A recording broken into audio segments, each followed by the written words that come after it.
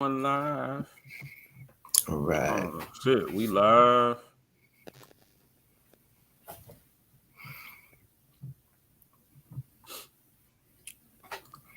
For you people who didn't get to see our intro, and I was kind of late for showing it now, but here you go. I'm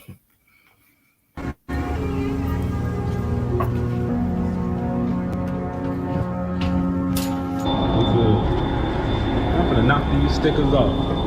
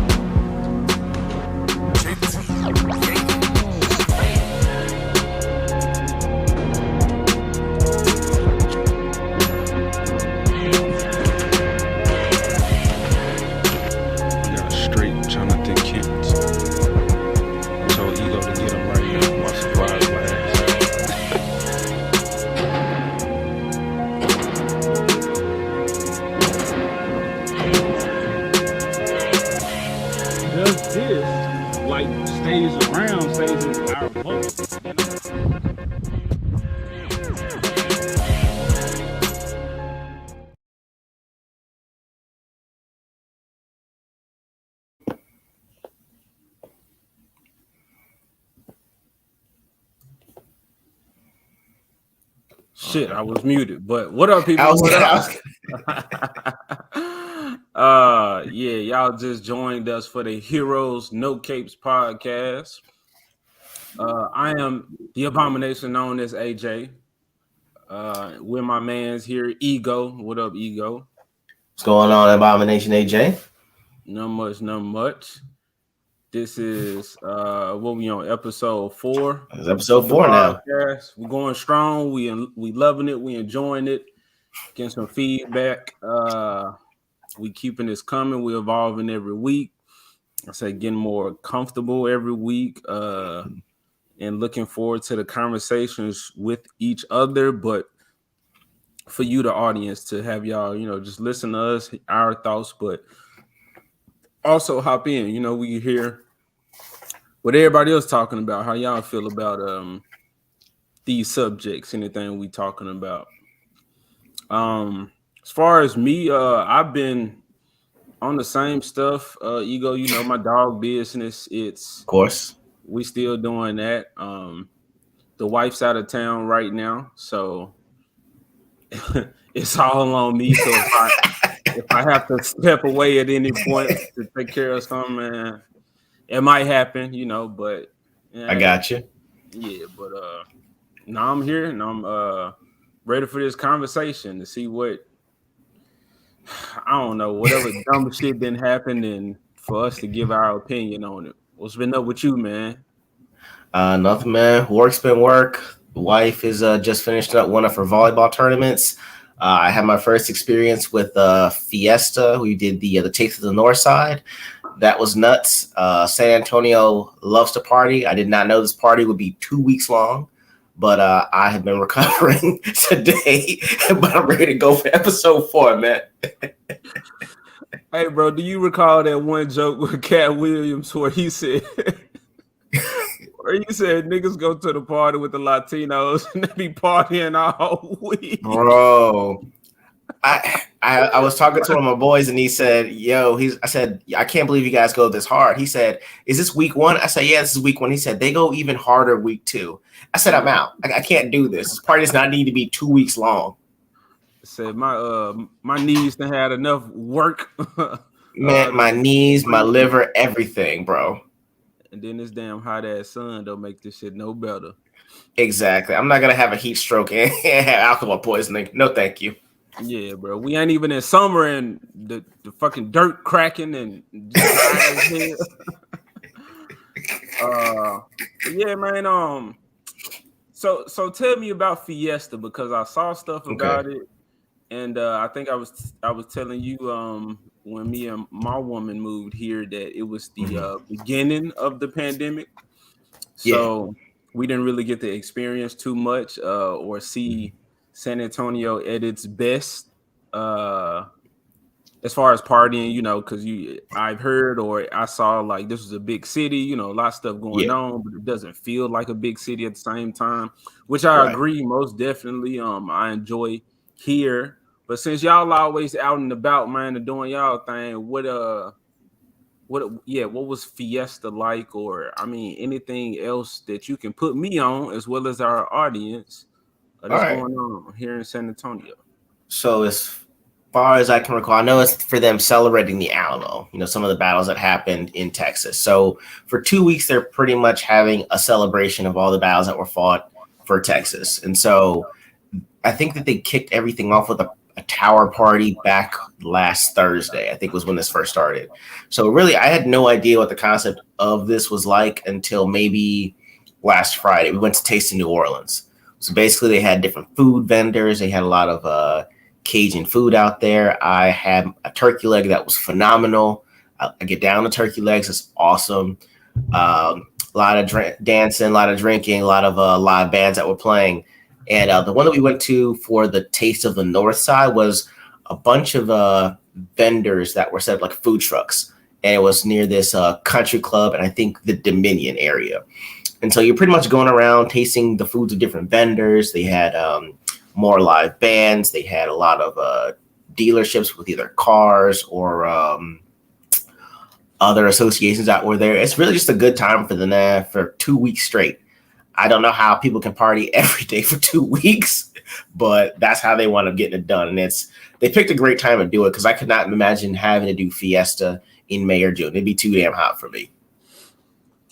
I mean, the one way I can figure how they fucking party for a whole week is there's so many goddamn Mexicans. They're probably tagging each other out with some fresh liquor. They might have to. Fresh liver.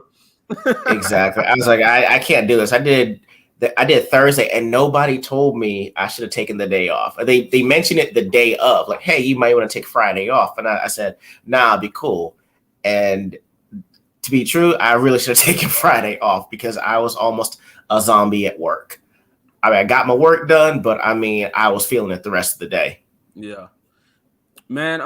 So the food, I think I told y'all, but the food here in San Antonio is trash compared to Memphis. Trash. Okay, what San Antonio food compared to Memphis? Are you talking about like barbecue? Bro, barbecue? I'm talking about everything. Tennessee Mexicans doing it way better than what I'm seeing down here, bro. Because this food. That's because you and your woman don't get out much more. You got to come with us. We got to take you to different spots and get some exposure, man. I got to apologize to the other ones before that. Even the people here say the food trash. They say you got to go to Houston. Okay, now for some of those, I'm not going to lie. That's probably true. You got to go you got to go where the hurricane's hidden because, shit ain't promised down there, so they living it up. They try to put the best recipes they can to make sure folks get their best experience before the their ass away. But I never had a damn street taco until I moved here, and it's been the best shit ever, though. I told you, I think they're supposed to be doing that tomorrow too. So people that are living locally, I think tomorrow they're doing something big in the city with tacos. So all I heard was tacos, and I told my wife, yeah, I'm in. So I'll let you know how that is. Hopefully that changes the perception of how you intrigue food around here, but we'll see. I'm a Memphis nigga, man. I'm stubborn. I'm gonna stand on y'all ain't beating us when it comes to the food. And everybody that I've seen, as far as like on social media when they posting, everybody from Memphis has said, I miss Memphis Mexicans because I came here expecting greatness and been disappointed nonstop. Y'all folks don't even got honey gold hot wings here. I'm saying y'all folks. I know this ain't your spot, but still. Okay, yeah, we had that in Philly though.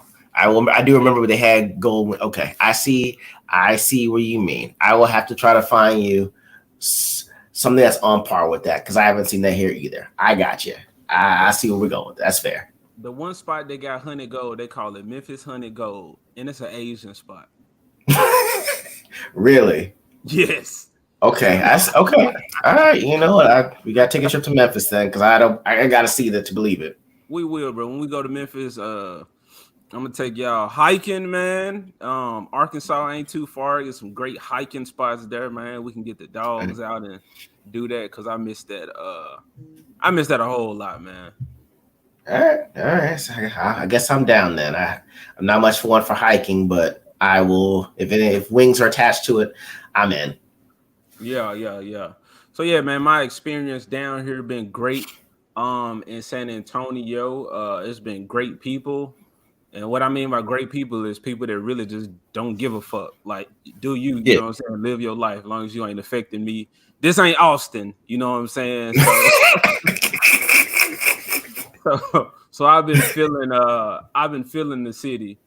Um, but speaking of weirdos you might run across in Austin, Texas, Okay.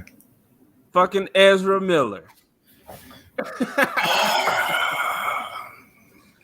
Now, like I said, I'm gonna give you this topic because you know more about you care about this DC entertainment universe and Yes. all this garbage. And what's up, man? Tell me what's going on with him and how it's affecting these movies. Okay. So, according to reports, Ezra Miller was arrested for disorderly conduct and harassment at a bar in Hawaii on March 28th. So he seems like he's at a bar. He's drinking. Sees a woman singing karaoke. Doesn't like it, gets up on her face, starts yelling at her, and I think her man was with her. So he lunges at the boyfriend who's playing darts, right? So he winds up being arrested, and then later on the next day, breaks into the hotel room of the couple, threatens their lives, and allegedly stole, I believe, her passport and his bank card that had a social security number with his wallet as well. So now we're looking at the couple having to file a restraining order on him because of that incident. So from the reports that I've seen from Rolling Stone on March 30th, some of the executives from WB actually had a secret meeting just to figure out Ezra Miller's future. If you recall, Discovery bought Warner Brothers and all their entertainment for about $43 billion. I believe it goes in effect like this year. And so Ezra Miller is scheduled to play The Flash. They've already pretty much wrapped filming, and they had to release Fantastic Beasts 3 because Ezra Miller is in that movie as well. So you've got two properties attached to WB, and the star of those movies is actually in trouble. And so the main problem is because Discovery is owning the entertainment imprint from Warner Brothers. And so with that, you actually have to show that our entertainment wing, our movies are profitable. And now with Ezra Miller set to take center stage with Fantastic Beasts 3 and the Flash movie, how do you know that those are going to actually perform if your actor's in the news for all the wrong reasons? For me, it hits home because Flash is my favorite, just general character. And for him being 80 years in comics and not having a single movie, it would mean a lot to the actual Flash fandom to actually have that character center stage.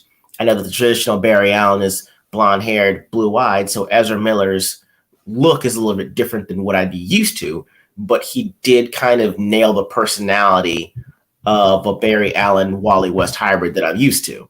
And so I'm not even sure if the movie's going to do all that well and actually be able to be justified by Discovery to make more movies. Other than that, it's just someone seems like completely losing his mind, and just when he's about to take center stage, he's losing it. So It's got me all in my feels right now. I have no idea why he's having all these issues at this point. It's just I know that the DC imprint is definitely going to suffer because of his bad behavior. Do you think they're gonna suffer because of his bad behavior in the sense of him affecting the movies that come out? Or do you share my perspective of they've been suffering because I don't think they had an actual direction of what they was gonna go in. Especially when I know they was I think they announced like a multiverse movie with like the Flashpoint paradox thing, but they announced that a long time ago, and then Marvel ended up doing their whole multiverse and whatnot. So it seems like every time, man, any hype for a DC anything gets fucking drowned out by Marvel announcing whatever shit that they, want to attach their name to, and then, bam, that hype go up for Marvel, and then you automatically go to comparing them to DC.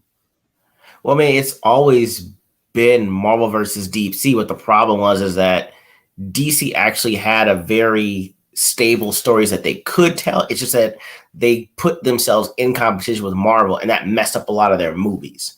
They initially they wanted Superman's Man of Steel, Henry Cavill. They wanted him to be their Iron Man.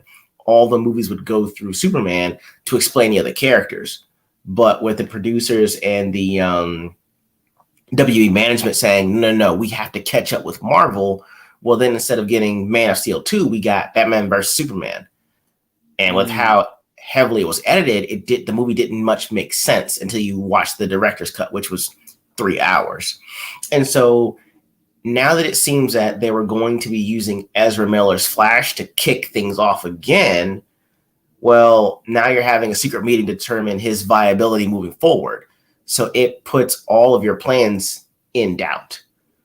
And that's always been the problem with not having a direction. They're trying to put the direction through the characters, but now if the character has personal problems off screen and you're feeling like you have to scrap them, you're back to square one. And you're just winding up you're better off at that point just making standalone movies and not attaching them to anything if you keep getting these high profile actors and actresses that aren't going to be signed to 4, 5, or even 7 movie deals like Marvel does. I will say in that regard, Marvel's done a lot better. They get people that were B-listers when they were signed, get them to 7 movie deals, and then you can re-up at that point. So, I get what you're saying, but I never really gave too much of a care or a fuck about who's playing these roles. Not necessarily. But what I mean by that is I'm not, even with movies, I'm just not like I want to see this actor in this and whatnot. I think the Marvel, I'm gonna say during phase 1, I think they did have a plan, but the Hulk movie, for instance. Which one? Edward Norton. Well, Edward Norton's Hulk. Yeah. That was the beginning, the building blocks or Marvel phase 1 with their movies before they start making changes and whatnot. But shit, the very next Hulk we saw was a whole nother, Mark Ruffalo. Mark Ruffalo, yeah. So if Marvel was, I guess, had no issue because they said Edward Norton was a difficult, person to work with. So, I guess why do you feel like Marvel would easily make that decision or had no problem switching up the face of the character as opposed to DC, who is, like I said, just holding on to Ezra Miller, especially since they don't have a plan. Just I don't want to say just fuck it, just fuck everything that they had going on and just start trying to actually put effort into those standalone movies and then try to not try to do what Marvel did, but I'm gonna say take the actual comic book formula of establishing a character, get people interested, and then start expanding from there. And start introducing all these other characters. So again, it's not copying Marvel, but since Marvel already did with the movies, they're gonna inevitably compare them. But that's just like the comic book formula, period. Get you somebody that's established, but then you can start attaching people to them as well as introducing other characters. But making sure you got like a breadwinner, like a money grabber property, so that you can play around or try to start uplifting some of these other characters until you get like different phases of the people super invested. I forgot what my fucking question was. I was trying to find it. I think he said about what's the difference between what Marvel did and what WB is trying to do in terms of like casting, you mean? Yeah, so like so why they take so long to make this decision with him, especially if they don't even have a plan anyway. Like, just going to say, like, fuck it, we don't know what we doing. We're going to start it all over. I mean, because the movies already wrapped. I mean, you have to, because after this, you got to think about, well, now that the movie's finished, it already got pushed back. It was supposed to come out this year in November, and it got pushed back another 6 months to June. So you're already technically a year and a half behind the 8 ball in terms of the premiere date, right? Between now and that point, you've got, I think Black Adam comes out, and maybe Aquaman are the two, and those are technically going to be blockbusters. The Rock is going to play The Rock playing Black Adam. We know what The Rock is. He's going to bring it in terms of the intensity, and the action is going to be there. And so you're going to see Black Adam get some shine. You're going to see Aquaman 2 get some shine. And so the only thing is those are separate properties. You can't really put those together in the Justice League. So you're saying, well, if I want to form a new Justice League, well, who are people going to be okay with in the Justice League to justify Ben Affleck not being there as Batman or Henry Cavill not being there as Superman? The one unifying thing was everyone pretty much loved Ezra Miller's version of the Flash. I know some people wanted Grant Gustin from the CW's Flash. I think he's trash as an actor playing Barry Allen, but those are my thoughts. Mm-hmm. But Ezra Miller was kind of the comedic relief, had the heart of gold, and was determined. So if you're trying to spin off the characters, like you said, Ezra Miller is the guy to do it around. He's not an overpowered speedster per se. So you can actually say, okay, this is the Flash, but we're going to introduce, I think they're going to put in Supergirl, and they're going to try to do maybe, I think Shazam. They're trying to make a new Justice League with that because Ben Affleck is on, and so is Jason Momoa. So in order for people to get excited about the future direction you're going, once the press release starts kicking up before the release date, you're going to have to do all the marketing, all of the preparations. Everyone's going to have to be a unified front on what to say to tease the next movie or the next team up for Justice League or a new iteration of the Justice League. And so you have to have these meetings, because if you don't, and Ezra just pops up before the press tour kicks off, how is everyone going to answer or handle all these questions? Because it already doesn't look like Ezra Miller does well under pressure. And if he seems to crack under pressure, well, then moving forward, we have to go in another direction.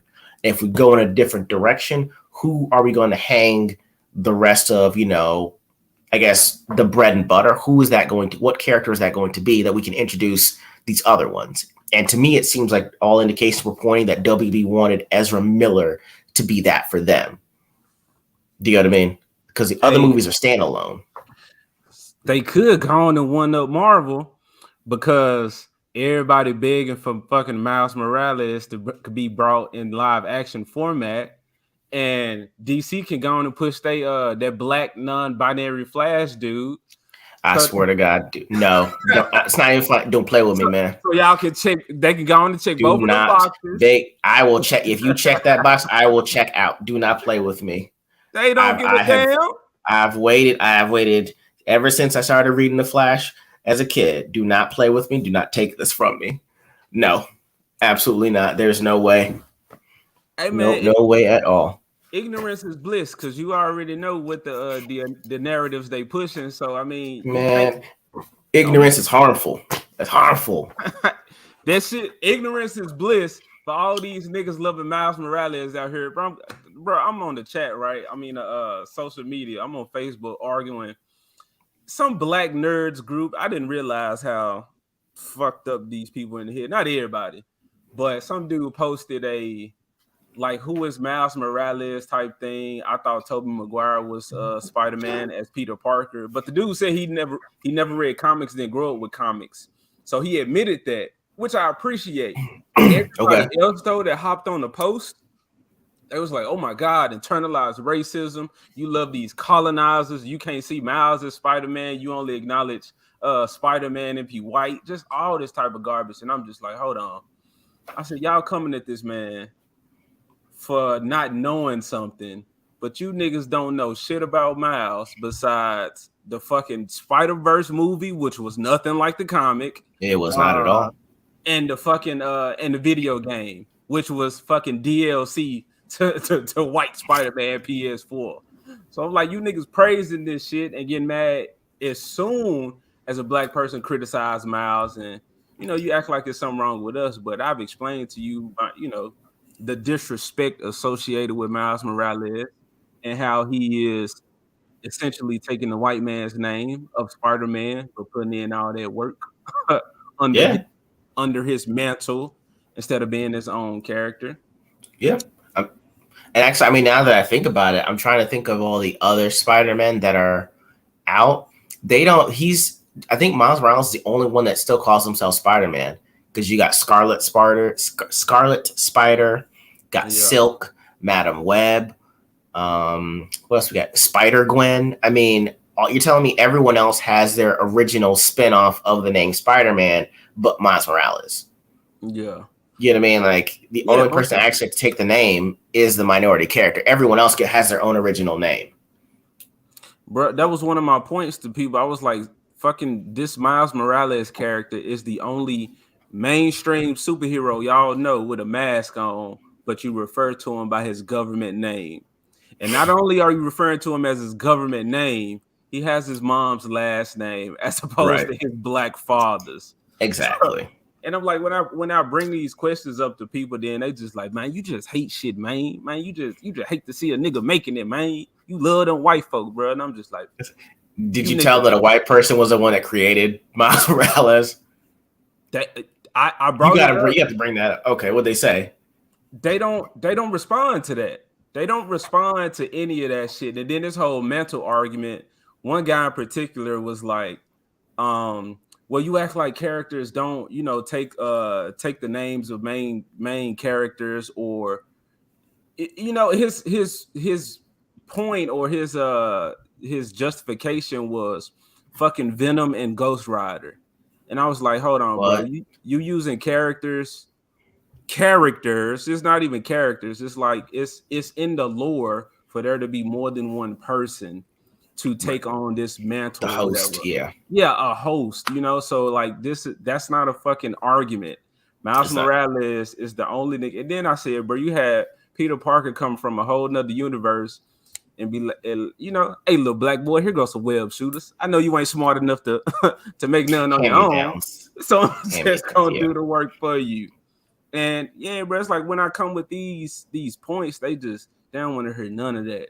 They just representation, inclusivity. I see myself in this character. I'm like, bro, your hair dry as hell. Your shit ain't juicy like Miles. Your niggas ain't for no J's like Miles out here, man. Well, no, I mean, I guess the interesting thing for me is when people say those words like diversity, inclusion, and equity. I was like, that spells out die. Right. Which is what all this shit need to do. Right. Uh, Fair point. and I'm not gonna say start it all over because that's the issue we having right now is them starting shit over and then pushing blackface characters as well as sexual orientation here, and I stick my thing in this and I identify as that and all that mess. And unfortunately, these decisions are being made by people who, I'm not gonna say don't give a fuck about comics, but had nothing to do with the conception of these characters. Mm-hmm. So, as an artist and as an aspiring comic creator myself, you just see how disrespectful that is, that people will take your character's name or take your character Yeah. and be like, fuck everything that you try to do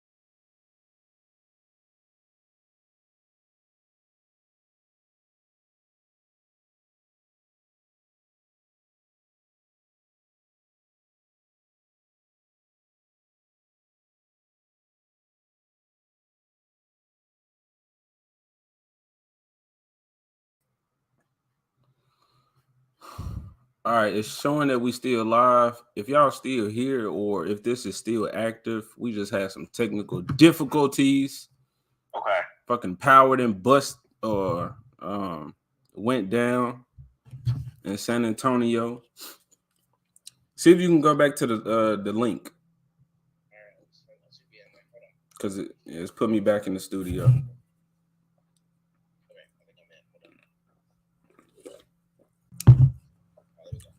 Y'all, the government is listening. They don't want us revealing their master plan.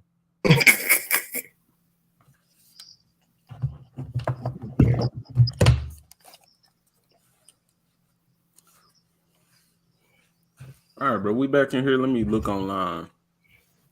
Okay.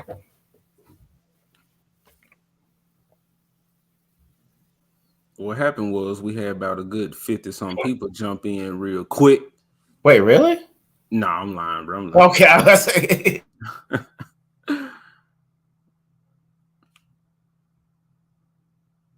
So I'm looking online. It says it's saying we still live.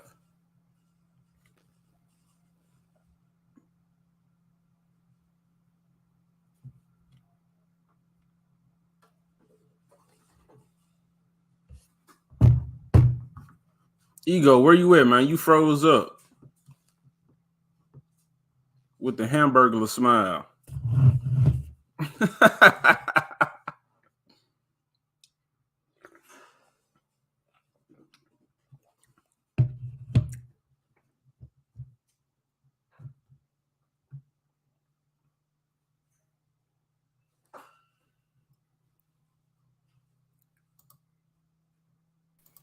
Okay. Can you hear me? Yeah. Okay, there we go. All right, we back? Yeah, we back, man. We in here. Okay, great. Technical difficulty. Sorry, guys. Yeah. And it's still saying we still live from the same video Link? Yeah, Okay. Same link. I don't know. Let's see what we get from it. But yeah, we was talking about Miles Morales and niggas out here wilding. Ezra Miller. But man, this dude. So we're seeing wildness or chaos reveal its ugly head in media or with these so-called elites and these actors. You know, people with money. Basically, if you got money, you can get away with stuff. So right. Ezra Miller, it's like, are you just rich and bored that you ain't got shit better to do but just test what you can get away with? I don't know. All I know is that he filmed Fantastic Beasts 3 and the Flash movie back to back. So that's got to be at least 6 months of filming straight up. And I guess the interesting thing for that is the fact that they were actually ramping up for the press releases and all the movie, I guess for the opening weekend of Fantastic Beasts 3, and he wasn't anywhere near the cast. Mm-hmm. I don't even know where they were supposed to be ramping up. I think maybe London, I believe, and he was in Hawaii. So, you know, why aren't you with the rest of the cast getting ready for the promotional rollout of the movie? Yeah. You know what I mean? I get that maybe you're exhausted from filming that and the Flash, but you still got contractual obligations to be at so many premieres for the movie. Why weren't you fulfilling your contractual obligations? Yeah. You know what I mean? And again, it all points to why they had to have that meeting is if this is how you're going to act for a movie that you weren't necessarily the star of, but you were in it and you had a role, how are you going to be when you're supposed to be holding up a franchise for us spinning all these other characters around? Yeah. How cynical do you have to be to take issue with something somebody or some people did in a public space and to follow them and creep up on them in the night to rob them? Like, why are you robbing Man, people listen. when you rich as fuck? And you don't think you gonna get your ass shot? Or fucking you in Hawaii, somebody come with a flaming tiki torch for your ass. I would say Hawaii has some of the strictest gun control in the nation. But I'm telling you, had that happened in a state where it's two-way friendly, that would not have been a problem. This would not have been an issue. I bet they was tourists though. I just see the old white couple with the floral. The man got the floral button down, and the lady got the little sundress with her little white shorts on. I don't know, but no, I think like she was 23, he was 32, so they were particularly young. That's why I was saying he broke in and nothing really physical happened. You know, if we're already at a threat level, you know, hands are being thrown, furniture's getting moved. Yeah. I don't know. You saying he threatened you with your girl and nothing you filed a restraining order? I don't think that's how it's supposed to go. You know, this what happened. Ezra Miller, he chose up on them. He was feeling them. He was like, I like, you know what I'm saying, y'all look like y'all probably be on that some swinger or some type of shit. Like y'all want that third. And he tried to get down, and then dude was like, hold on, bro, no, it ain't none of that going on. So that's why he mad at the woman. He talking about some fuck you and your whore wife. Cause he's like, you know what I'm saying? She getting that good man stick, that meat stick, and I can't get none of that. It's stupid, man. He said he gonna sabotage what they got. Oh man. Yeah, that's what I think happened.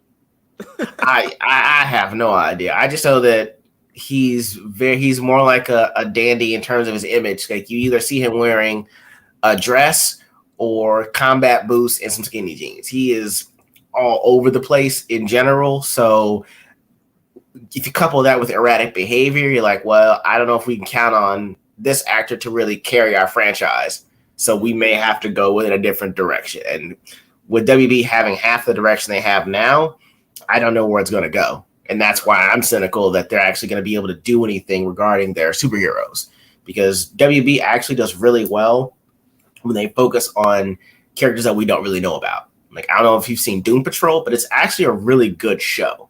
It's very weird, but they get time to actually flush the characters out because no one's really paying attention to them. Like, same thing with Peacemaker. It's actually a really good TV show from a character that was from like the 1940s and no one really knows about. They do well with those characters.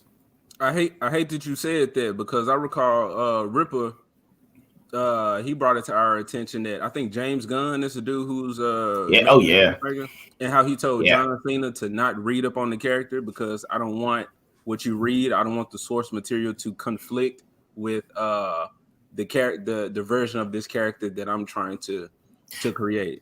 I will say in that respect, he said this version of Pacemaker is the legacy character. Like the original Peacemaker from the 40s, that's supposed to be his father.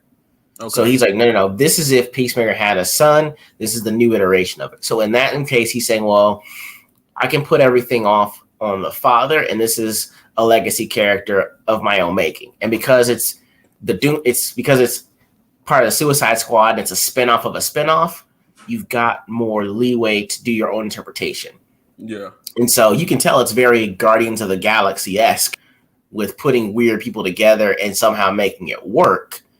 But again, it's not a flagship character.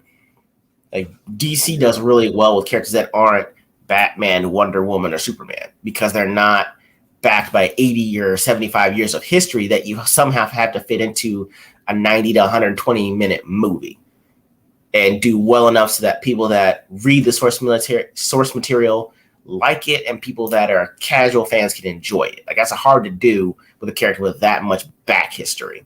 Yeah. You see what I'm saying? Yeah. Well, I mean, yeah, we were talking about Ezra Miller and how he wild, and he's one of these people with this money. The fucking Oscars, you had Will Smith going off, him pulling a mental health crisis moment as well. But on top of that, now you got fucking T.I. slapping some female at a comedy show doing her set or doing her her time. She up there on stage with the mic because he didn't like a joke, somebody said. So it's like this, for lack of a better words, because one guy uses it, and I the fragility of these people who are doing all this virtue signaling and talking about some, oh, I'm here for this people and this people and the downtrodden man, while they had they fucking $100,000 goodie bags from the Oscars.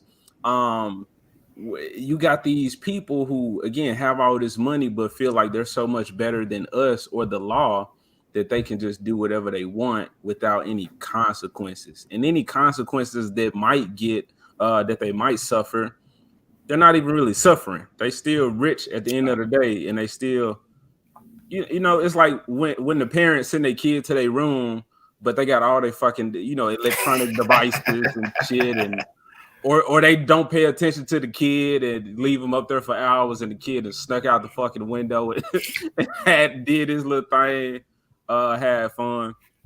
But yeah, we get to the point to where again, this empathy, this overly empathetic wave that's going on, you can pretty much get away with anything if you're marginalized, or if you can say you're doing it because somebody hurt your feelings.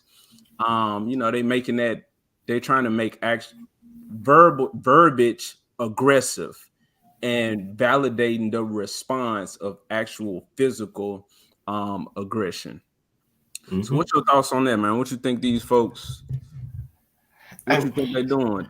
I would say it. Go ahead. Nah, I said, I don't know, with some of these gold flakes that they sprinkling on their food or some shit. I know you know about, bro, I know you to say these rich folks with the gold flakes in their food, like actual gold.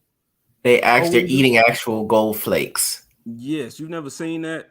I have not. You might have to send me that one later, but I have never heard a life of luxury so grand that you could sprinkle gold on your hash browns. That's something like that. I mean, there's no way. Your burger, but I mean, maybe it's in. They got a little Parmesan cheese gold blend that they sprinkle on the.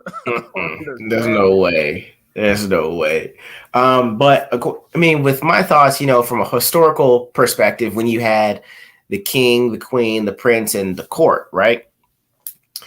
I guess the court jester or the fool was the only one that was allowed to make fun of the king in his court without any repercussions. You know, it worked both ways. The jester or the joker got to actually make fun of the king openly to his face based on what the commoners would say. And the king looks like he's being, I guess, magnanimous and generous by saying, I'm of the people too. So that's the historical perspective of what comedy was supposed to be.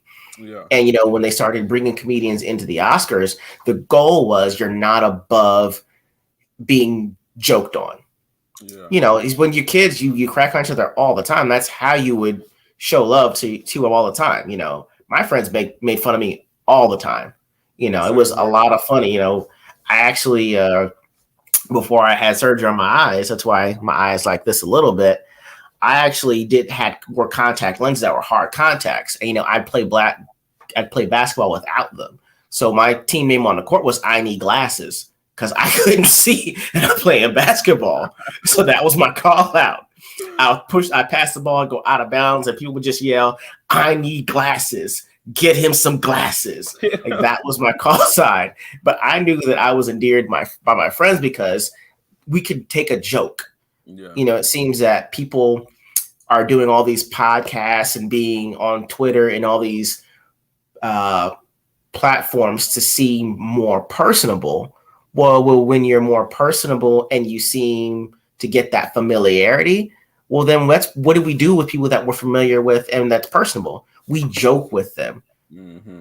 And so you can't have it both ways. You can't have this intimate podcast where you're getting to know these people and you're talking directly with your fans and then turn around and get upset and thin-skinned when they make a joke about you. And so for me, you can't have this both ways. You can't seem to want to appear personable and directly interact with your fans and the rest of the world by being a public figure. But then the minute someone makes a joke about you because you showed up at a comedy show, you put yourself in the, I guess the word I'm looking for, you put yourself in the position of the king to be made fun of by the jester. Mm-hmm. How then are you going to turn around and say off with his head? Yeah. Because the joke was pointed at you. And so it's for me, it shows a complete lack of respect for the fool or the joker or the jester, because that's their craft, that's their livelihood. You going around getting them either canceled or kicked out of certain venues is, it's economic terrorism at that point. Yeah.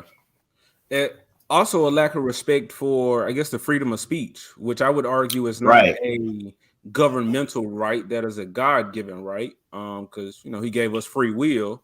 So we can be out here doing whatever the fuck we want to do. But God, like, hey, you know what I'm saying? Them consequences waiting for your ass though. So however take that however you want. But I do agree with you. I think growing up, we kind of saw. I know me particularly, I would see TV and like these celebrities, and you're like, ooh, I want to be one of them. Like fucking every child on Disney, I was like, ooh, I want to be a Disney child. Like, when am I gonna get my big break? Even though I ain't doing shit for acting and expecting somebody to just knock on my door and say, hey, you want to be the next Disney Channel kid? But it's like well, me, again, I'm gonna speak for myself, but there was this mysticism to these people, or who are they? How did they get into these positions? What's special about them? And now you're saying that it ain't shit special about them, and a lot of them are way more thin-skinned than the average person.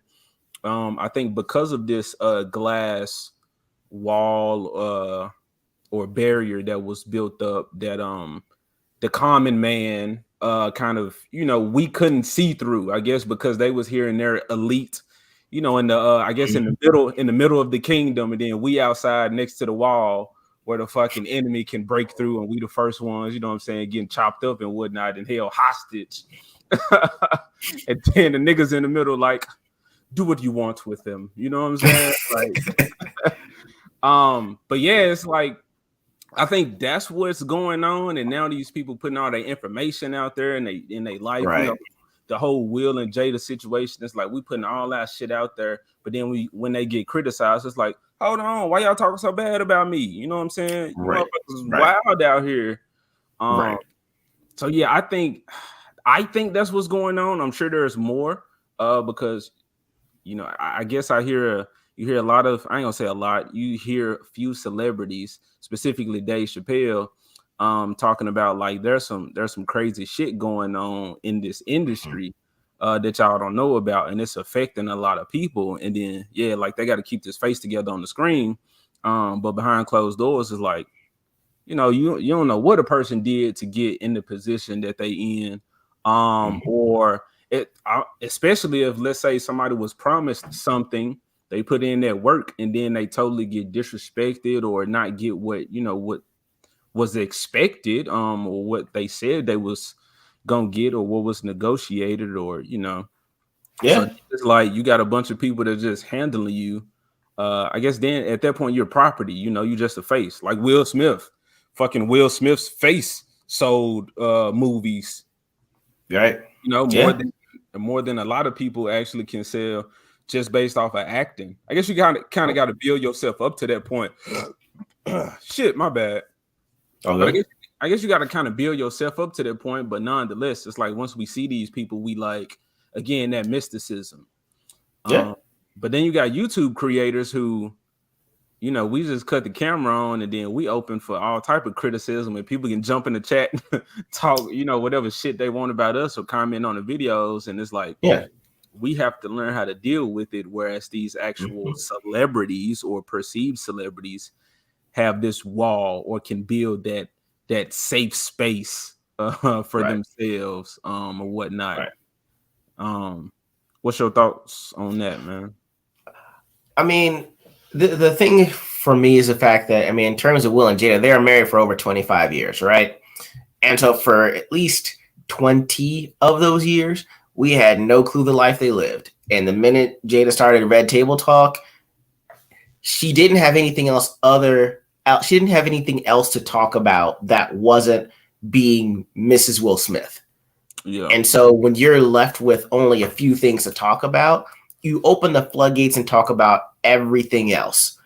And once you start doing that and you start letting people know about your personal life, sans your famous spouse, you're gonna wind up working and finding yourself in this situation.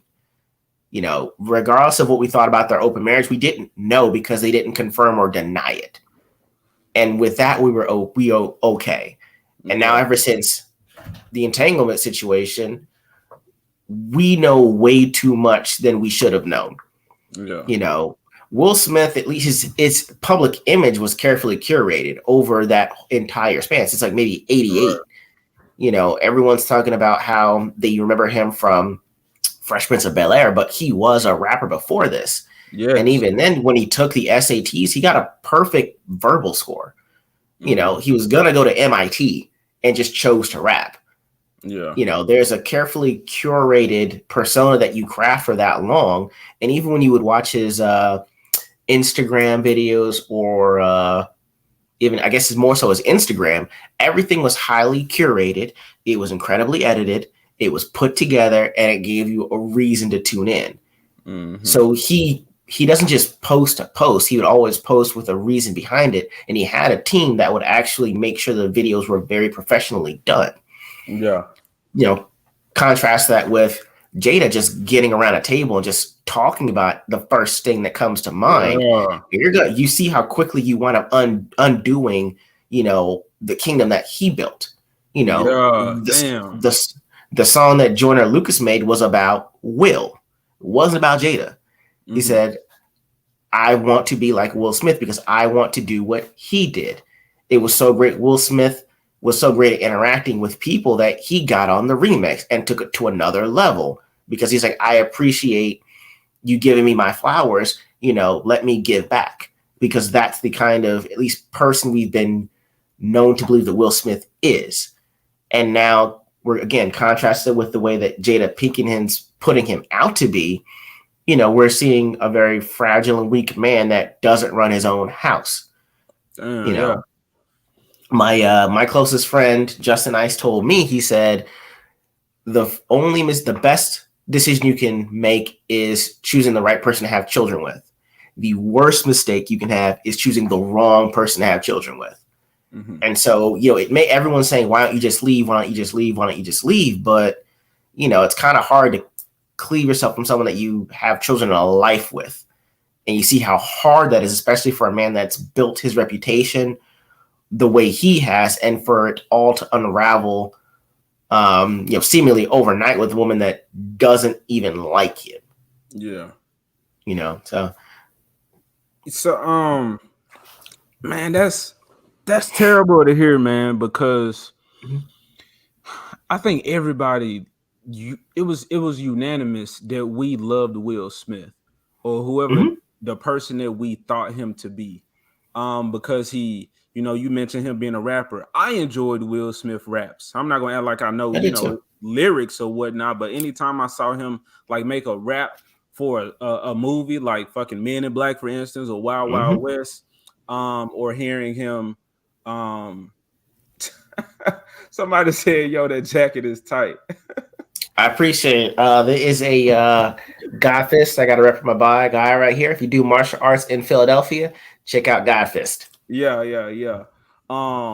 That might be your guy right there. Cause okay, it's just well played. Yeah, it's just funny because, you know, the joke I said earlier. But yeah, it's terrible to see, because like I was having this conversation with somebody and he was like, he's getting pissed because people are like still talking about it. And I get it. I've seen people make videos and, you know, constant video after video after video about Will Smith and his Jada situation. And I'm like, I think the reason people are going so hard at it is because of how we revered Will Smith. And you know, everything is not about race, but, you know, we do look at race. So as a black man looking at Will Smith, I was like, that is, from what I saw, that is a black man that I want to be like. And the world loved him. So I think it's really just the love that the world has for him.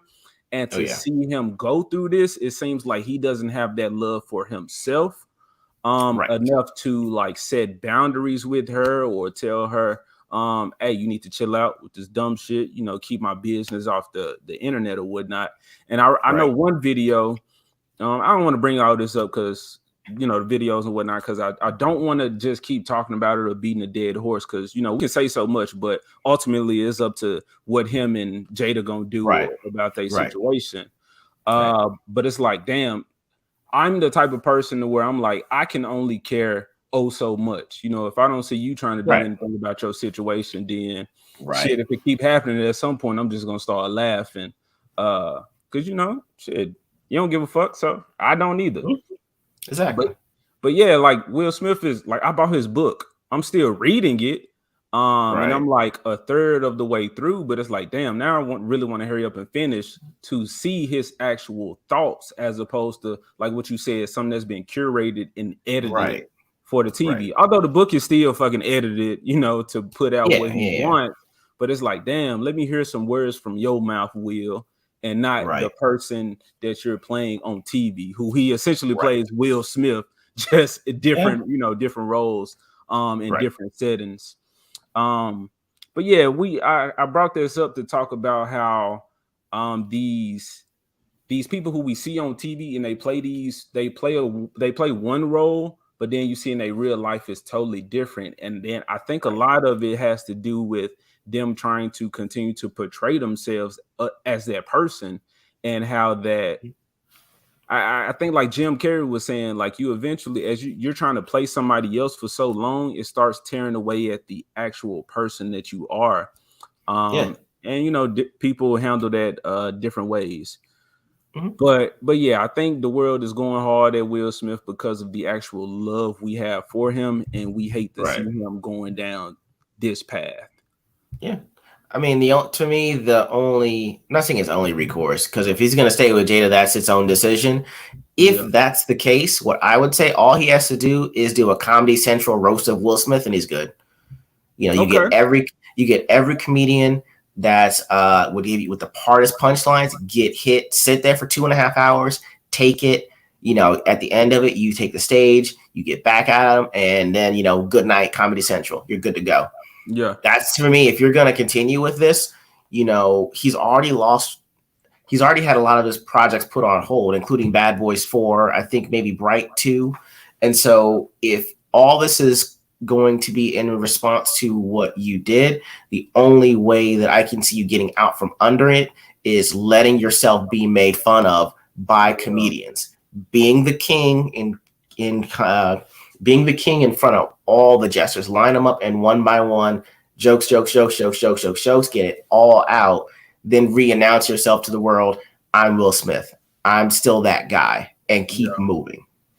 Otherwise, I mean, you're gonna have to keep answering these questions until you do something that says, okay, we can move on. Yeah. I don't think that's possible. But I feel you, like, you know, that would be one way to kind of deal with the situation, or go ahead and like just get it over with so people can go and get this shit out the system. Then it'll be over with until Jada says something else. But honestly, I think in that situation, if Will can take all this shit on the chin and move on, because you know, during a roast, which, you know, again, freedom of speech is being attacked right now. So comedians, like I said, T.I. just hopped up on the stage and went after a comedian. But while we still have free speech without any consequence, I'm gonna keep on saying what I want. But yeah, he's gonna have to take that on the chin. But then Jada Pinkett Smith is the one who's really gonna suffer for that, because everything will actually be addressed. And I mean, she'll see how the world actually feels about her. I know she look at the shit on social media, but she'll actually get to hear it from people's mouths. But yeah, she's going to be hurt because she's trying to put out this image of, you know, we're healthy, we're healing, we're doing what everybody else don't do. We're talking about our feelings. And then again, Will Smith will get that praise. And then people will love him, and she's gonna realize again that I'm not shit, and people only want me or tolerate me because of him. So then we're gonna see her come out of her fucking what's that, like like if you see some magical type shit, how the witch is constantly sucking the life out of somebody so she can stay pretty. A succubus. Yeah, and then once her power gone, then she all shriveling up, and then she just she's like, fuck it, the gloves off. I'm coming with the real sorcery now. Like I hate it.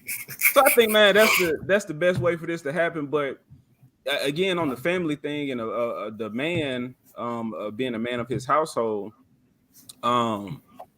that shit's gonna eat away at him. But it's like at some point, you know, just let it happen. And if you can take it, because a lot of people can't, but if he can take it, yeah, man, I think he'll feel better. He'll move on with his life. Then we'll get to see old Will Smith exactly in movies, and then they're gonna race swap fucking Thomas Wayne, and we'll see him playing him.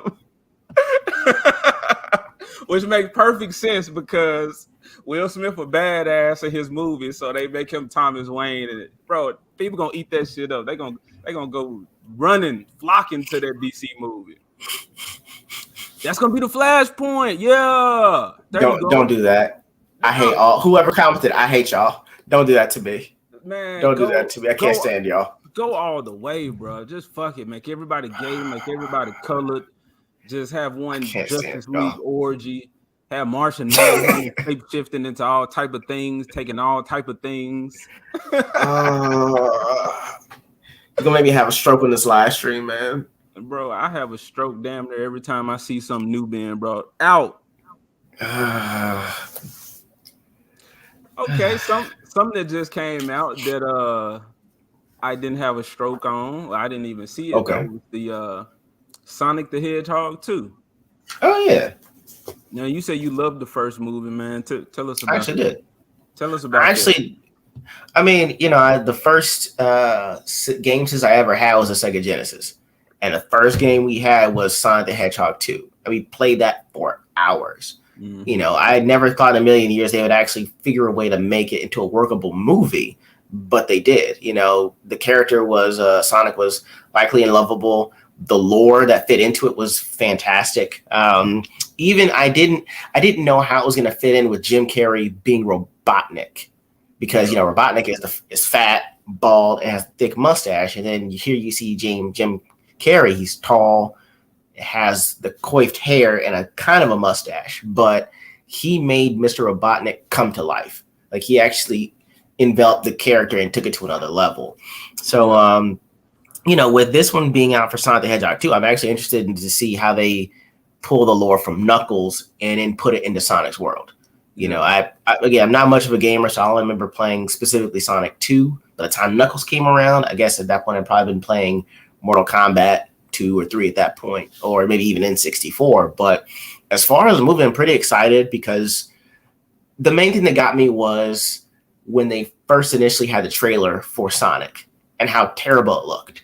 You know, they went with that whole thick, fuzzy furball look, and that wasn't the sleek and spiky look that Sonic was used to having in the video games. And so with the backlash from fans being immediate, you know, for the company taking in what they were going to say, doing the reshoots on the graphics, and it actually coming out the way fans knew it to be, you're saying, okay, I know that from what I've been seeing over years past, you know, all these other organizations and movie companies are saying, forget what you think. We're making the character how we like it. And if you don't, you're an istophobe. You actually get the creators for Sonic saying, hey, we listen to you. We understand your feedback. Here it is. Yeah. You know, you've built up a lot of trust with your fan base in doing that and actually build excitement for your next movie. So I'm actually pretty excited for Sonic 2 to come out and see how they put Knuckles into that.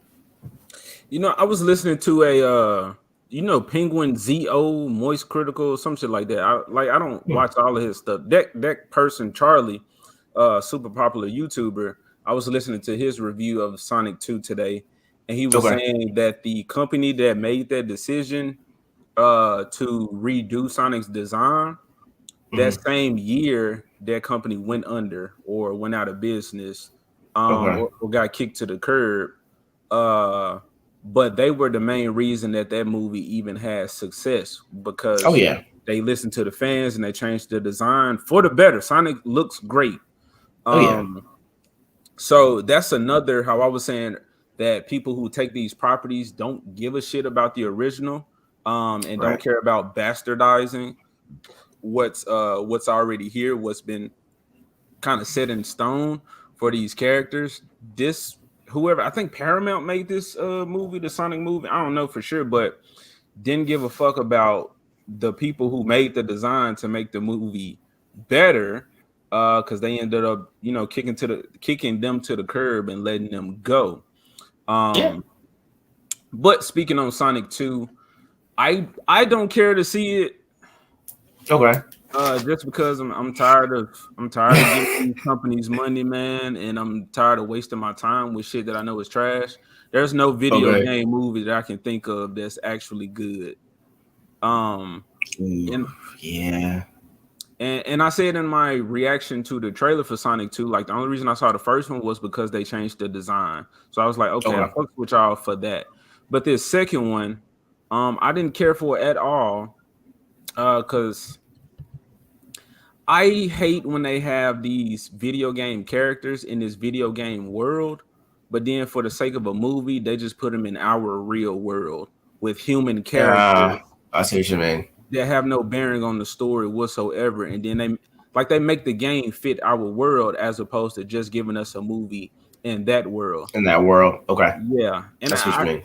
Somebody's point was that it would cost too much to like CGI. Oh yeah. Maybe, but I mean, where there's a will, there's a way. And I would much rather see a Sonic movie again, actually in his world, because we know Sonic because, like you even said, from the video game, and the video game is colorful. It's about Sonic running from point A to point B, the little loop-de-loops and whatnot. Enemies. It's like that's not in the movie. I'm not gonna say it's not in the movie. You don't see that element of Sonic. All you see is he run fast. And they even had to make up different shit for the rings to work within the movie. Yeah.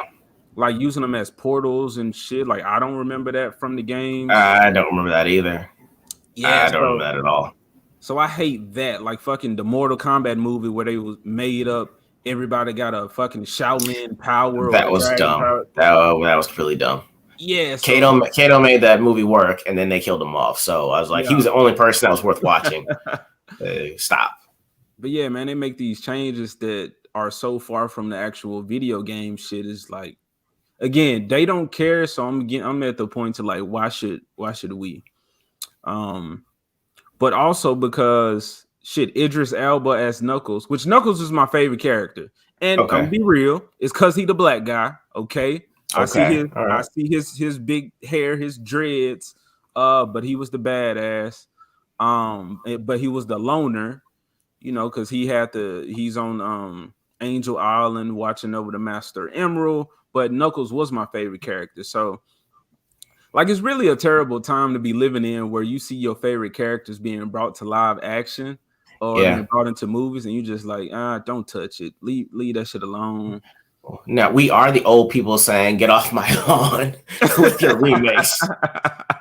With your remakes and reboots.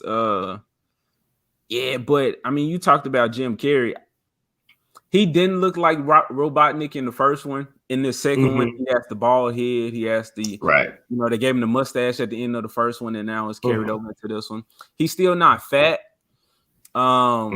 If you took out the humans in this movie and gave me a Sonic story, and Jim Carrey was the only human, I would love this. I would appreciate this movie so much. I see what you mean. And I know Jim Carrey said like he's, I guess, retiring from acting or whatever. Yeah. But I would give them props if the third movie was a banger. We in the Sonic world. We got some shit to take care of over here. Or Dr. Robotnik was like, okay, I'm not taking over Earth. That's not happening. Let me go over to their world and start fucking shit up. And then you see him like slowly becoming more chaotic as the movie goes on. And he gets his stomach in the third movie. Because now he's just fucking gone insane, trying to come up with all these plots to take out Sonic. To take out Sonic. So I think that would be a good character evolution for Eggman if that was to happen.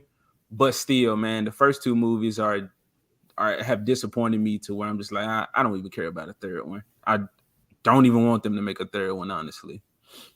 That's fair. I mean, it's you got these people that are trying to infuse capital to even get one off the ground. And so to make it more immersive, to get the casual viewer to watch it, you feel like you have to put it in our world, even though that everyone that's played the game knows it does not take place in our world at all. And so trying to justify that, you kind of lose, I guess, the escapism of it all.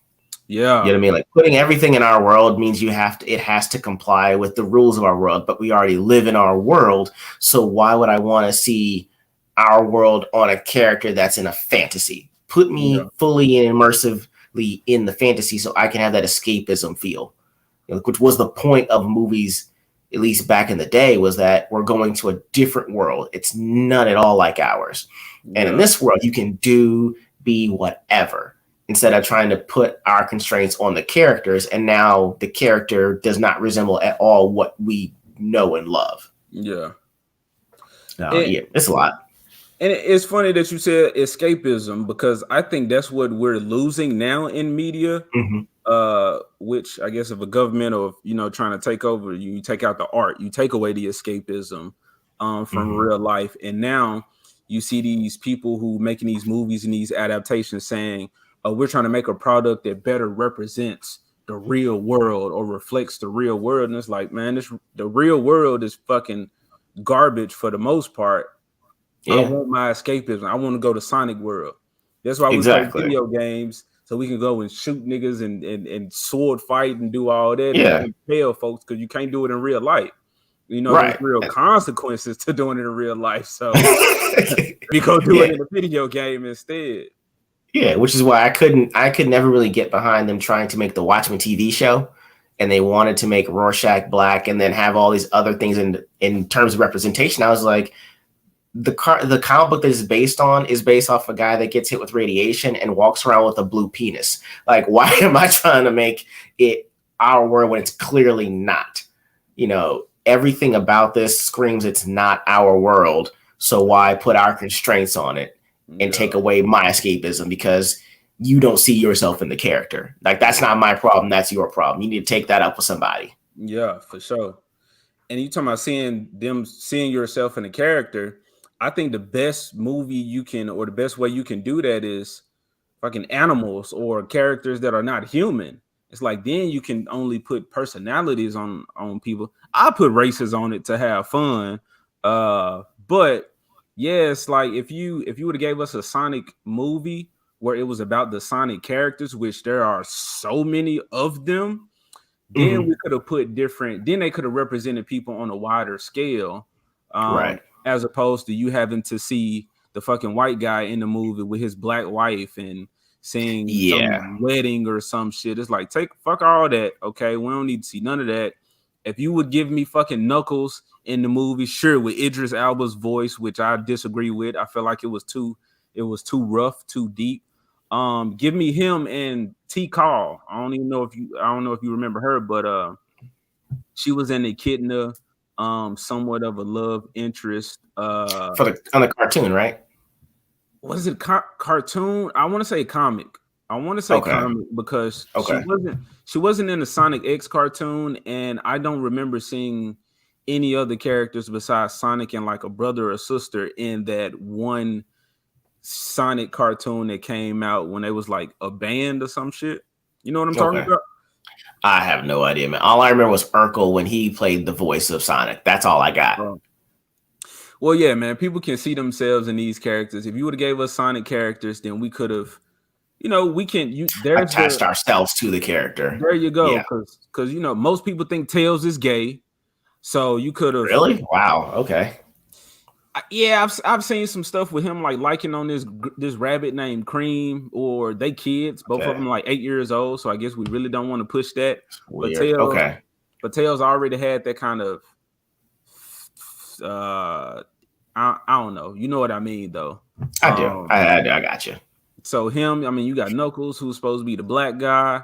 You got, Sonic's love interest, or Amy, the girl who's crushing on Sonic. She could have been just a girl, okay, that all girls of all colors could have seen themselves in, because she's super, she's fucking smart. She's more tactical. She's not technically smart, I guess, if that's what I'm trying to say, like Tails. But I know in the comic I'm reading right now, she's leading like this whole resistance type thing. She's more like a Leia from Okay. in a rebellion. So that could have Okay. been a strong female character that we could see with Amy. Fucking Shadow, Shadow the Hedgehog. Oh I yeah. think, Mm-hmm. if you want to throw him in there, maybe that's a third movie type thing. I think he has too much lore to just be forced into a third movie and then end it there. Okay.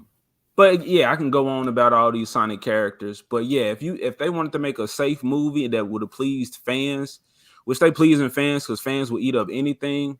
But I think if we kept it more like that, again, in that Sonic world where all we see is animals, and then you have to put your own race on them if you want, but they can represent people.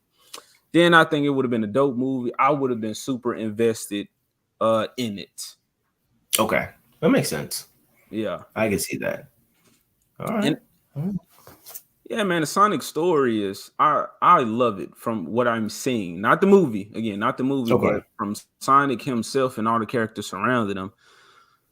Yeah, bro, I just don't think that we're getting that in this time with media. We're not getting that escapism. We're not getting fun family films to enjoy like families had fun enjoying these video games.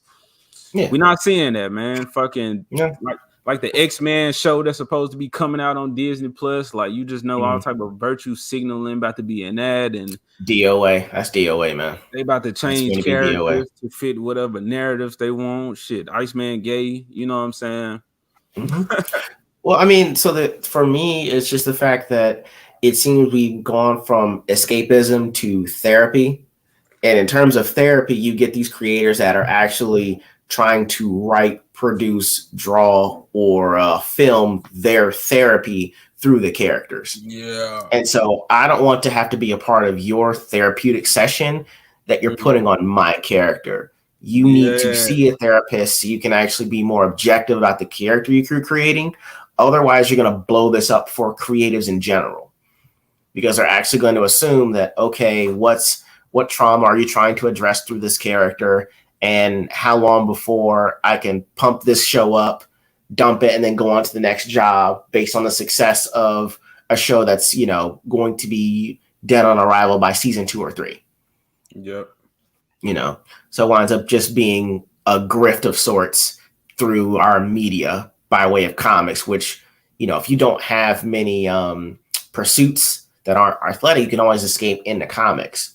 But now that they're putting on the screen and they're actually showing someone else's therapy to us, it's disrespecting us because that's not the character. That's your therapy. And I don't want to be a part of your therapeutic exercise. This isn't couples counseling. You need to address that someplace else. Yeah. Have you seen that movie Soul?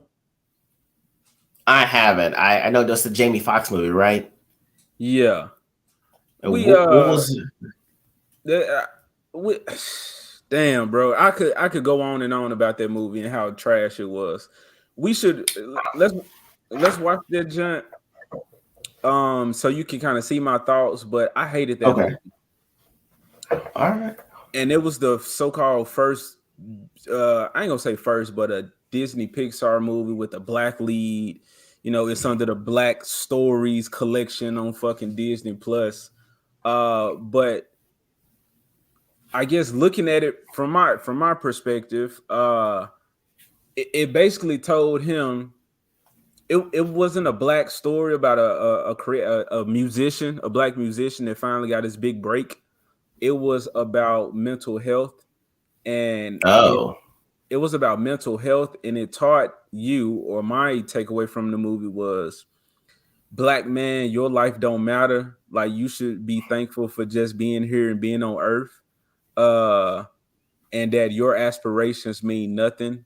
It's a blessing just every day you get to walk on this earth. Basically, I'm saying it the most terrible way possible, but that's what I took away from it. Because, like, I would tell people, if you see like the promotional art for that movie, you see the black man and you see a cat on his shoulder. After watching that movie, now you realize that black man is not Jamie Foxx's character. That's a little white girl that wasn't born yet in his body, and he was actually What? in the cat that's on the shoulder of the black There's no man. no, no, no, no, no, no, no, no, no, no. Yeah, bro. So I've seen one other person saying this shit about the movie, but that was garbage. And I'm tired of, like you said, these people using this self-therapy type shit to, they use us, our skin, to tell these stories. Yeah. And I'm tired of being taken advantage of like that. And I'm tired of seeing so many other black people who are okay with it and praise it at the same time. Yeah. And Yeah, this you don't you. It's one thing. It's one thing to be tricked into doing something that you don't want to do. It's another when you willfully accept it, you go into it, and then promote it as something that it's not. Do you know what I mean? You know, you got this big production and you're making it all about being black. That lets me know off the rip, you're not going to have a good story.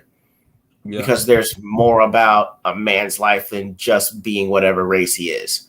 You know, how are you telling me this guy's what in his 30s? Is his character supposed to be like in his 30s or 40s? Bro, I want to say 40s. Right. Does he have any children? No. Do you see what I mean? Like there's already, it's like, that's not, I'm not saying it's a foreign concept to us, but it's like, how many black men do you know at the age of 40 that does not have a significant other or children or family? And you chose the one guy in this movie to highlight that has none of those things. You know, yeah. Oh, that's not. That would bother me. Yeah. So when you look up, you see the art, right? Mm-hmm. And you see the black man and you see the cat. Right. But yeah, so right here, these two characters, this is when they in like the spirit world or before you're actually born. So this little character right here, who I'm assuming it just seems like she's a little white girl. Once they come back to actual Earth, because he dies. So Jamie Foxx character dies, but he tries to goes back to his body. Okay. And in the process of doing so, he ends up going into the cat's body instead, because this little girl that he was with ends up going in his body. So yeah, now every time I see this image, this black man is actually a white girl, and this cat who I thought was just the Disney companion, you know, that's they're gonna sell toys for. Yeah, this is the black man right here. That's infuriating. That's infuriating. That's infuriating. And that's why I say it's, you know, I don't see how on one hand, you know, organizations will say we should have black on this, black on that, black equity in this, black equity in that, but yet they're the first ones to want to be under the banner of the corporation they deem as legitimate. Mm-hmm. Do you know what I mean? They're always, it seems like you're always asking for someone to affirm you. Yeah. You know, and I almost would segue to Black Lives Matter, because when they shout that out and they say it to me, I want to answer. And Red Young Ripper said this, to who? Yeah. You're yelling this phrase out, and you're, to who? Yeah. You know, if your life in general matters to you, you're supposed to move in a way that would suggest that you care about your life enough to take on the responsibility of having a wife or a spouse, having children. You know, that seems that my life matters so much to me that I actually want to take care of another life. I want to teach them what I know and say that your life does matter. Mm-hmm. So therefore I move as though my life matters. You know, this podcast that we have, we say, hey, our matters value enough to us and we want to get them out. We're going to act as if we believe the things that we're saying, because that's the way we live. So, you know, I find it really irritating that people are saying that they want more black representation, but they're asking it from the same person that they turn around and call you're the oppressor or the colonizer. Yeah. You cannot have that both ways. Yeah. You can't slap somebody and then just put your hand out for a handshake right afterwards. Because all they're going to be remembering is the slap, and you're going to build up that defensiveness, and then you're going to get turned down for the thing that you wanted in the first place. Mm-hmm. Yeah, man, you got a bunch of black folks out here begging And in the words of Young Ripper, begging for the validation and the resources from white folks. Right. But will quickly tell a white person he racist for even criticizing a black man. They telling white folks that they can't speak on any black issues because their whiteness does not allow them to understand fully our perspectives and blah blah blah. Blackity black black. Yeah, I mean, that almost pretty much segues into BLM being back in the news for the wrong reasons again. I don't even know if they're ever in the news for the right reasons. So, go ahead. No, you got it. Yeah, you got it. I was gonna say, I mean, I'm not sure if anyone else has heard about the situation they've got with this house that was purchased in California. It's so, for those that don't know or live under a rock, Black Lives Matter was formed in 2013 by Patrisse Cullors, Alicia Garza, and Opal Tometi, right? Basically, it was after the acquittal of George Zimmerman for the Trayvon Martin murder, right? Mm-hmm. Or I guess the killing. And so, through all these protests, they mainly gained prominence through the George Floyd, situation that happened in 2020. And so with that happening, you had all these organizations wanting to say that they affirm Black lives and they would donate to Black Lives Matter. And so, according to Market Watch, the year that they had the George Floyd incident and they did all that protesting, they got about $90 million just for that fiscal year alone, right? And so, with that, you're going to have more of a spotlight on you, and that's going to be where you have troubles brewing. So, they had Patrisse Cullors had to resign in May of 2021, according to New York Post, because they thought that she used some of the donations from Black Lives Matter to purchase 4 or 5 homes at about $3.2 million, right? There's also the situation to where they claimed that the Black Lives Matter was a Marxist organization and wanted to destabilize the nuclear family, which is the issue that a lot of conservatives and even Black families had of how dare you try to destroy the nuclear family, which is the reason for us being here. And actually, if you look at their about section right now, they actually say that they quote, they care about the affirming lives of Black, queer, trans, disabled, undocumented, and women. There's no mention of Black men anywhere in that about statement at all. So that actually brings us to the present, right? So it seems that they actually, there was a house that was purchased in October of 2020 by Diane Pascal.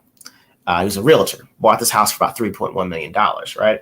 So then it turns out that 6 days after he purchased it, he sold it to the BLM Foundation for about $5.8 million. Mm-hmm. So within a week, the property value jumped $2.7 million. And it turns out that the realtor works in consulting with Patrisse Cullors and Black Lives Matter. So it looks like a scheme in where, hey, I can get you about $5.8 million or an extra 2.7 on your investment in a week. And it looks at the very least, it looks very shady because Black Lives Matter was supposed to be a tax exempt organization. And when you're tax exempt, you have to tell about your expenses and your purchases when you actually file your taxes. And with all the money that they have missing currently, and now we're learning about this purchase, it makes it seem to an extent that everyone that donated in Black Lives Matter feels like they're getting defrauded. Yeah. So, now that I gave you a bunch of information on that, like, what are your thoughts? Well, back when this stuff was first happening, I was paying attention because the media did, I wasn't as knowledgeable as I am now. So the media did bring to attention like all of the police killing the Black folks, and Black folks was outraged. I was like, damn, you know what I'm saying? These cops out here wilding, like that's fucked up. But at the same time, I was like, but hold on. These Black folks talking about Black Lives Matter and doing all this protesting, but I'm like, what's the plan? Like we got all these eyes on us as Black people. What are we trying to do? But I wasn't hearing any actual plan as to how to help Black communities. I just heard a whole bunch of Black folks whining about we won't change. We want life to be better. We so oppressed. That's all I heard. And I was like, so y'all niggas just whining and throwing tantrums because now you're rioting, fucking up your communities. Yeah. You had the old lady that was like, what the hell wrong with y'all? Like, y'all fucking up my store. This is a Black-owned business. It was like, you know what I'm saying? Y'all saying one thing, but you fighting against the actual cause of what you claim that you're trying to do. So the whole time this Black Lives Matter shit was going on, I was like, okay, I see what y'all doing. I see that y'all upset, but I was like, are y'all going to get yourselves in line? Is somebody gonna like, hold their brother accountable within that organization and say, be real strategic about that? And I didn't see any of that, so I was like, oh, okay, y'all just a bunch of niggas just out there crying, and this shit's not doing anything. I would ask, well, at what point did you notice that? Was it like pre-election or like after elections? Because no tends to ramp up with the situation with race relations. Usually happens around election year. So I'm trying to figure out at what point you were saying this doesn't sound like you want the change that you're asking for. If it sounds like you're whining. Once, I don't know. I can't say at what point during an election or a presidency it was happening, but when I saw the riots happening, that is when I was like, okay, this is not. Again, this ain't anything that like people was protesting, before the whole riots happened. It was protesting, all these gatherings, and then I think this happened a long time ago, way before the pandemic. But yeah, at that point, once I saw them tearing down the communities, then I was like, oh, okay, y'all ain't what y'all about. Okay. I'm not quick to attach myself to any group anyway. So again, when it was first happening, I was just watching Black people and how they was moving. I was like, okay, so what are we mad about? What are we going to do about it? How are we going to fix this? But yeah, once I see none of those actual issues being addressed, talked about, and a plan to combat these issues that are keeping us in positions where we are, which accountability comes down to the individual, but as far as us as a community doing something, yeah, once I saw them fucking up the neighborhoods, I was just like, oh, okay, yeah, I'm out, or I don't care about none of the shit that y'all saying. And then, yeah, at the same time, that like Black Lives Matter, and I'm like, I know my life matter. That's not some shit that I have to yell and chant. But this one rapper in Memphis, Don Tripp, his song, he got this line. It ain't just fucking crazy lyrically or anything, but he said, we say Black Lives Matter, we forgot to tell ourselves. Because while all of this shit is happening, you still have Black folks doing what Black folks do in the hood. So I was like, you worried about the next motherfucker from another race killing you. But you know what I'm saying? Like that one cop then killed probably not as many Black folks as you and your organization, not Black Lives Matter, but gangs or organizations. Like how many of our people have y'all taken out as opposed to cops? So yeah, everything around that, I was just like, nah, I'm not with this group. And then I remember the first time I saw a company where I actually paid attention to a company virtue signaling. Okay. I was playing Crash Team Racing, and I guess Activism is the company, I guess, that makes Crash Bandicoot or some shit. I don't know the specifics, but yeah, because I think Xbox just bought Activision or something like that. But anyway, so I'm trying to hop in the game. Crash, right? The Bandicoot. Yeah. So I'm trying to hop in the game, and then I see this fucking disclaimer or this like public service announcement. We stand in solidarity with the Black community and whatnot. And I was like, what the fuck? I was like, Crash don't know about none of this shit going on. Why is this in the video game? So that was my first time seeing a company just putting this shit in all these other different places. That again, it was escapism, but now I'm seeing these political agendas being brought to light. So that was the point. Again, I don't know what election or who was in office. I'm pretty sure Trump was in office, so this was before Biden got elected. So yeah, way before. That's why I asked, because it's like if they've been around since 2013, it's like, well, you only typically hear about, the way they describe either police brutality or race relations. It usually winds up ramping up during an election year. Do you know what I mean? And then after it's over, you don't hear anything from them or about them. Yeah. And so I was, because I haven't heard anything about them since 2021. And when I did, it was for all the money that they were spending on it. And it wasn't for any of the actual programs they talked about. You know what I mean? If you get an influx of $90 million and you can't account for it, well, then where's my investment? Which is kind of hard, because how do you invest in a group of people with no solid planning attached? Yeah. Do you get what I'm saying? If you really wanted to care about Black lives that you said, well, then you need to let us know, well, what's the end game? Well, some people say it's education. Well, then if you got that $90 million, fund some charter schools. If you're saying it's through the arts, well, then where's that an art institute in Memphis, in DC, or in the heavily populated Black areas that you're saying that you want to help? When there was Black on Black violence that we were saying, I haven't seen or heard Black Lives Matter in Philly. Yeah, right. Like, there were there was over 100 people murdered maybe in the first 3 or 4 months of 2020, and they were nowhere to be found.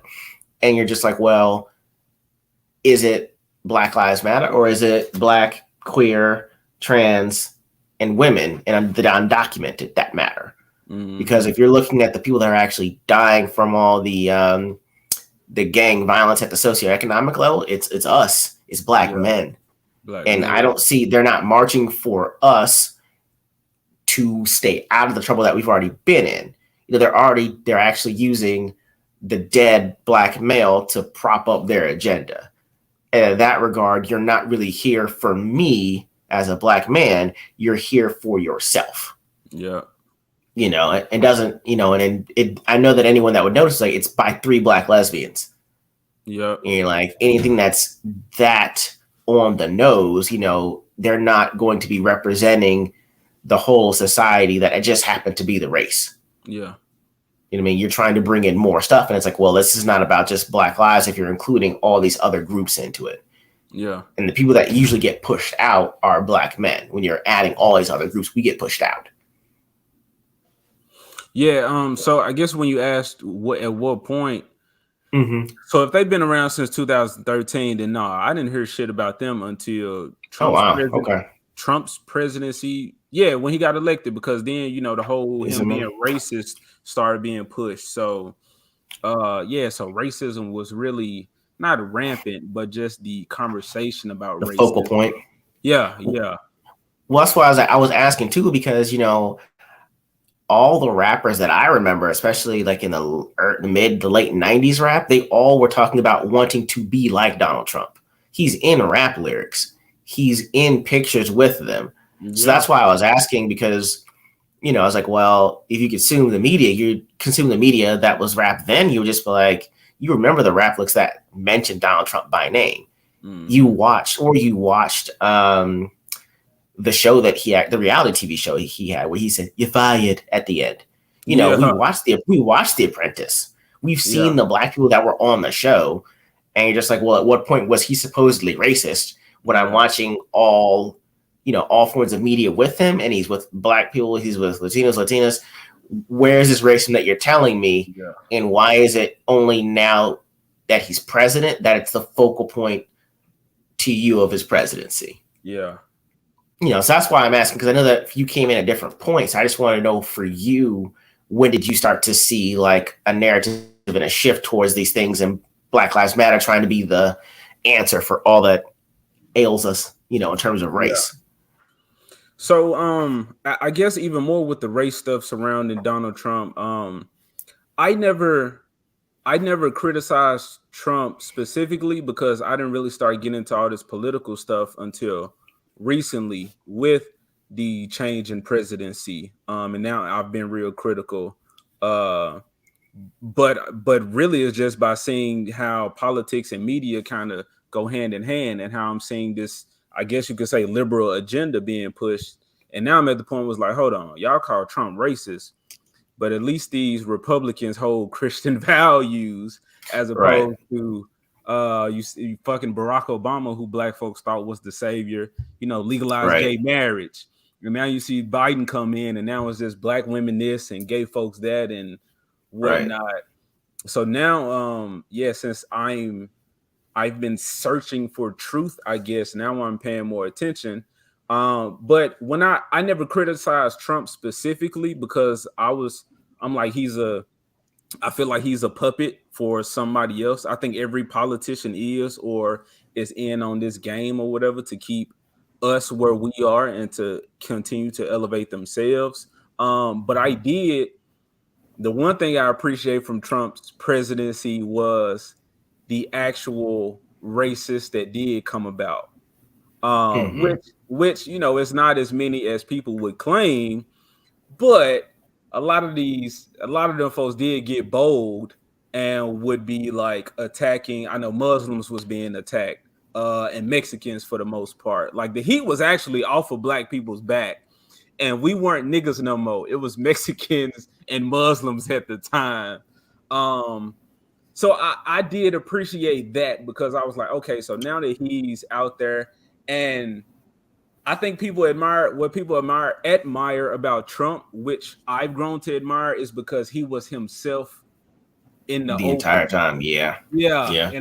And now, you know, because you'll see, like, you look at Barack Obama and everybody was like, yeah, he's so, you know, he's charismatic and he's, you know, this regalness about him. Like he holds himself with like pride and like he cares about his image. And now you like, well, do you want the person that's going to lie to your face and do shit to, again, keep you where you are behind your back? Or are you going, or would you rather have the person that's going to be themselves up front so you know their true intentions? And I say, and my thing is, I hated this because, you know, growing up, my folks would say, just vote Democrat. And I'm like, why? You know, what's so special about them? Why do we attach ourselves to that group? And my folks would just say, because they fight for us. They fight for po folks. And now I'm like, nah, they don't fight for po folks. They pimp po folks. Exactly. So, yeah. So I think, Trump was just a dude who went to work and he didn't code switch. He was just him. He didn't care what he sounded like. And I was like, hey, I fucks with that nigga now. Because he letting his intentions be known. But yeah, like you said, bro, Trump was around all the black folks. And if a nigga was really racist, he'd be like, ew. He don't want that black skin to touch him. He don't want to breathe the nigga air. Like if this is the kind of racism you're talking about, like I might be okay with this kind of racism. He's a very friendly racist. He invited me to Trump Towers. Everything was taken care of and catered. I was like, wow, this racism is so oppressive. Yeah. So oppressive. You know, that's why I asked. I mean, for me, it's more of just, you know, you follow and you hear people, because of where I work, you know, I'm around doctors. And so at this point, when I was on the East Coast, I had people talk about Trump. I'm just like, they'd mention it always negatively. And I'm like, but he's a business owner. He turned, you know, $1 million inheritance into a multi-billion-dollar empire. And he runs the nation like a business because that's what you understand. You know, technically the nation becomes what the president is. You know, Barack Obama was an attorney, so we got a bunch of laws that didn't really make sense on their head. And no one that was actually in the working class really benefited for them. There were fringe groups, like you said, gay marriage, bathrooms that were for transition bathrooms. We got all of that, but we never got anything, a hardline economic policy. Yeah. You know, now, and in terms that contrast that with Trump, when he was in, he ran the nation like a business. So he was saying, okay, we're going to be focusing on infrastructure. We're going to make sure that we've got we're going to build up American factories. You know, we're going to be putting more money in the hands of people that actually work and that put into the American system, as opposed to like relying heavily on imports from foreign countries. And so when you have that emphasis on America, you're like, well, that's great because I'm an American. I put into the system through my job. You know, I want more of what I put in to come back out towards me. And so for me, it was watching people criticize that and just throwing it under the blanket of racism. And you're asking, wait, how is that racist?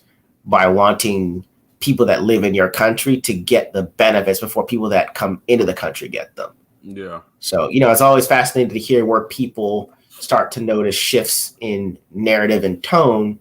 And then you see when you question it, it's because, oh, it's racist, or you're racist for thinking that way or coming up with that thought or opinion. I'm asking the question. I'm not trying to prove a conspiracy, but I'm just mainly just asking the question to figure out where your thoughts lie. So, you know, that's mainly why I was trying to figure that part out. And so, you know, I've told you that I'm gonna say it on camera. It's fucking live. Ain't nobody here watching right now, but I voted for Joe Biden. Man. Oh, that's and the reason is not because of policy. I was just another dumb American, and the Trump derangement syndrome was real. And although I didn't give a fuck about politics, I had heard so much negative shit about Trump that I was like, okay, we can't have this man back in office because phase 2 of his plan it would be, underway.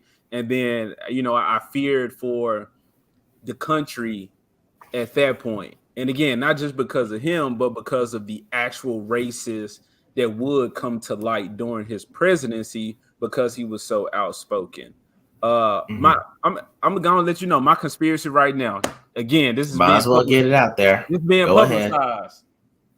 I heard this wall thing when I said Muslims and fucking Mexican people was being demonized or hated at the time. My conspiracy was not that he was trying to secure our borders from illegal immigrants, but that he was trying to get an actual wall built to enclose us in the United States. Oh my Lord. Okay. So that they can then handle us or do whatever the fuck they want to do with us without foreign aid coming in and saving the brown people. You're ridiculous, man. So I'm thinking of an actual wall that is hard for people to scale to get in and save us from like fucking internment camps or some shit. Oh my God. It sounds crazy. You are crazy, man. But I was just like, bro, I don't believe in man. I believe in God. And God gave the world to us, and he had, he said like, hey, y'all gonna have to go through some wild shit on earth. So I was like, hey, it's happening, Last days, okay. Yeah, Christians stay saying we in the last days. I said, okay, this is what it's finna look like. They're finna close us off. We finna be fighting for fucking resources and whatnot. Fucking purge happening. The Purge movie had just came. Oh my God, you're ridiculous, man. Bro, so I was like, shit, this is time. We got to get ready. And I was like, bro, I'm not racist by any means. I feel like it was not colors against whites. It was going to be poor against rich. And for the most part, poor, colored, and rich white. I don't know actual demographics, but that's that's the perceived legitimacy of the classes or the us versus them thing. So that was me, bro. I had the Trump derangement syndrome, and I did not want to contribute to the death or the downfall of fucking America. Liberty. Yes, of liberty. Okay. So all right, man. It's wild. I understand, man. So I'm real quick. So that's why I voted for Biden, because I was like, I just don't want the evil man to be back there, or I don't want him to continue to be used for this evil agenda. And I feel like a sucker, bro, because although I know my vote didn't count whatsoever, and that they plan that shit and they handle it and they put whoever they want in. Although I knew all of this, I was listening to Young Ripper, but I was still new to Young Ripper. I was still consuming Young Ripper's comic content, and I had just got onto the political shit where he like libertarian, fuck all these folks, and I was like, okay, that's how I think. And so I got played into the system. And I remember it, bro. I was contemplating it. I was just like, damn, do I need to go vote? What's going to happen? So I went and voted for fucking Joe Biden and fucking Kamala Harris. God damn, I hate to say this shit, bro. I'm sweating just thinking about it. You should be, sir. You should be. But man, look, I know my vote didn't count whatsoever, which hurts even more or attacks my soul, my pride even more, because I'm like, damn, even knowing my vote didn't count, I still played into the system feeling like I was doing something for the greater good. Yeah. And I'm just like, fuck this shit. I'll never vote again. Fuck these folks. Decentralization. Let's start all over. Let's try this again. So yeah, man, that's Them my thoughts. I did cut you off, but No, man. had to get this off my chest, man. It's been a I'm burden. glad you did. It's been weighing on me, bro. Because I'm like, damn, Joe Biden fucking up, man. I voted for this nigga. All right. So, I mean, okay. So then I guess a follow-up question is, at what point did you have Biden remorse? As soon as I voted for him. Oh, wow. Once I walked out of there, I was like, what the fuck did I just do? I was like, I don't know these people policies. I remember hearing or seeing some shit about Kamala Harris fighting for fucking drugs and the decriminalization of marijuana. You know what I'm saying? I just heard that and I was like, okay. And immediately after, again, that's when I started really consuming the Ripper content and having conversations with the other side, more conservatives, people that voted for Trump. And I was like, damn, bro, y'all folks ain't as evil as the media made y'all out to be. Yeah. And y'all just regular people that just, might think, I'm not even gonna say think differently, because you do see that we really do hold the same values for the most part. So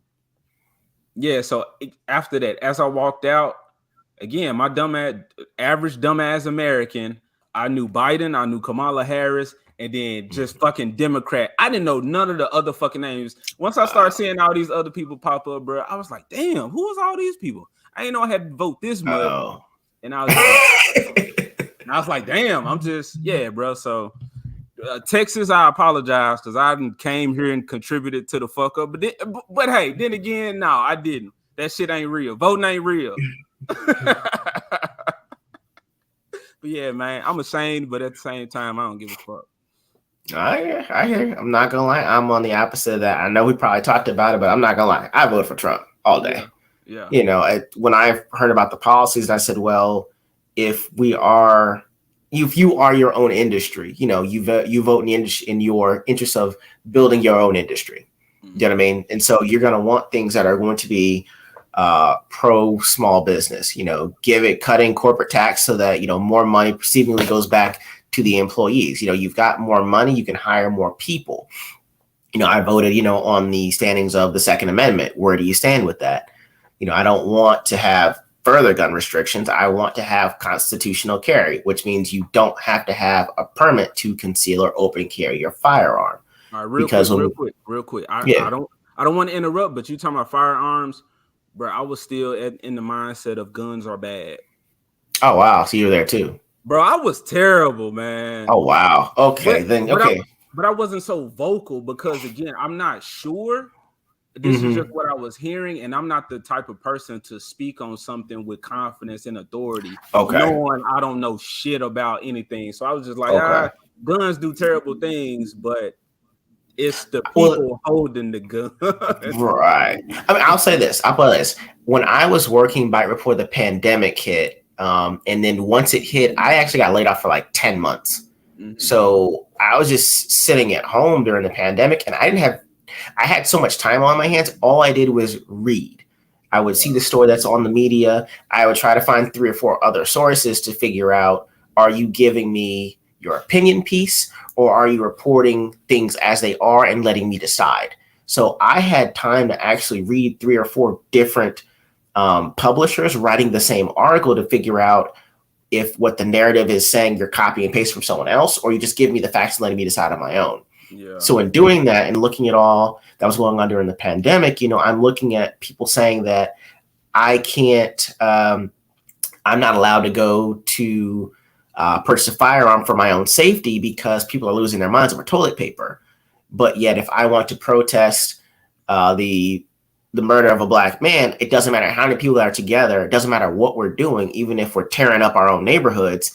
It's okay. COVID knows when you're there for a protest, and COVID knows when you're at the grocery store. So you're okay. As long as you got your COVID pass that says I'm protesting, I'm fine.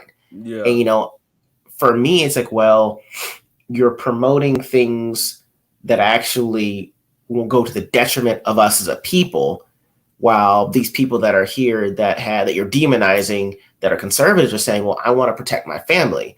I need to make sure that, I've got food, shelter, and a firearm to defend myself because people are losing their minds. And so with following all that and reading it and knowing that the Democratic Party was saying all the things that people that may not know all of this want to hear, and then whenever you do speak up and you have an opinion, you're being shot down or they don't want to talk about you. Well, you're thinking, well, are these conservatives that you're demonizing, are they so bad? So I remember I did there's a website called I Side With, right? They have this about hour and a half to 2 hour test that you can take. It asks you all different questions on how you feel about politics, immigration, legalization of marijuana, things like that, right? And after that, it kind of tells you that based on your answers, what party affiliation or sub-affiliate that you belong to. I found out that I matched like 88% with constitutional Republicans. Yeah. Because I actually believe in the Constitution. I believe that this wasn't just a bunch of white guys that got around trying to make rules for white people, damn everyone else. No, they said, hey, these are fundamental rights that God's given us. And based on these rules, that's how we should conduct ourselves. Yeah. And so I believe, the rule that are in there. I believe that I'm an American. Once I become an American, I'm entitled to those same rights that they wrote about those almost 250 years ago. Those rights become my rights. And I don't want someone coming in saying that, oh, it was written for white people, therefore it needs to be abolished and rewritten. No. Because the minute you start putting your own spin on things, then you start finding out that, hey, this really isn't about race, it's about class. Mm-hmm. And if you have it, you're going to want more of it. And if you don't have access to it, you're going to wind up trying to fight for it. And so that, for me, the Constitution means that, hey, we are all equal. We all have a shot, and from that and from doing all the research, I said, hey, once November comes around, I'm voting for Trump. And it wasn't just voting for Trump and saying that's all as my civic duty. I actually had to look up the different people that were up for Congress in different districts that I live in. Because although everyone likes to make it seem like the president is the main person that we all look to, it's still your governor at the state level that pretty much is the president of your state. The rules that the governor makes are going to be heavily enforced in the state that you live in. And so, I actually had to have criteria for the people that I wanted to vote for in the district that I lived in Pennsylvania, because I said that if anything happens, it's going to be these people that are going to be making the decisions that directly impact me. And so, I think that's part of the shortcoming of the voting process is that we don't actually do our research and know who we're electing because all we see is the letter next to their name. Mm-hmm. And so, you do wind up having that remorse that I didn't really look up anything in regards to the person that's going to be either making my life more difficult or easier for me. And that's, I think, for Black people especially, we should know the people and the intentions that they have based on their track record. Yeah, that's kind of my long and short of it regarding the politics of things. And I know you said when you kind of did a whole lot of research during your off time being unemployed. That was the same with me. I think I want to say the average person just work their job, want to come home, just relax, consume some media, and then go to sleep and do it all over again. But during that unemployment time that I had, I was just sitting at home and I was researching again myself. I was like, this was when I was getting into the Ripper's political shit and going back and watching all of his stuff about, libertarianism and all this type of stuff. And that's when I really just started consuming that type of, I don't want to say media, but consuming that knowledge or looking for this political knowledge, because I'm not super political still or super knowledgeable, but I'm paying more attention. And then I started seeing, the groups will push a certain narrative. They'll be talking about the same shit, but if you get your information from, depending on which side, you'll get a totally different outlook on the entire situation. And so just seeing all of that, with this whole pandemic thing and seeing how these companies are compromised and that they will enforce whatever the states got going on. Like I remember waking up and like a lot of people, you wake up, you grab your phone, social media, see what everybody talking about. And somebody said the coronavirus. And I was like, okay, is this a meme? Is this a joke? Is this a like Corona alcohol? Are they talking about Mexican parties like we were talking about, like Mexicans wild and out here? But then it was like, nah, it's a disease or whatever. And I was like, oh shit. I'm like, okay, what's going on? How is the world finna act? Yeah. But I ended up getting employed, and somebody caught coronavirus. All right. And I was like, okay, I'm finna see how fast this person dropped dead. And they came back the next week. The doctor said, let's take off a weekend. You know what I'm saying? I was like, oh shit, that we good then. Fuck it. I'll get sick for a minute and then come back. But then, the states, I think this was still early on. So all the states still had like mask mandates in, like curfews to some degree. So I had my mask on going in the fucking grocery store. But then at some point, I was just like fucking George Floyd, man. I was like, I can't breathe.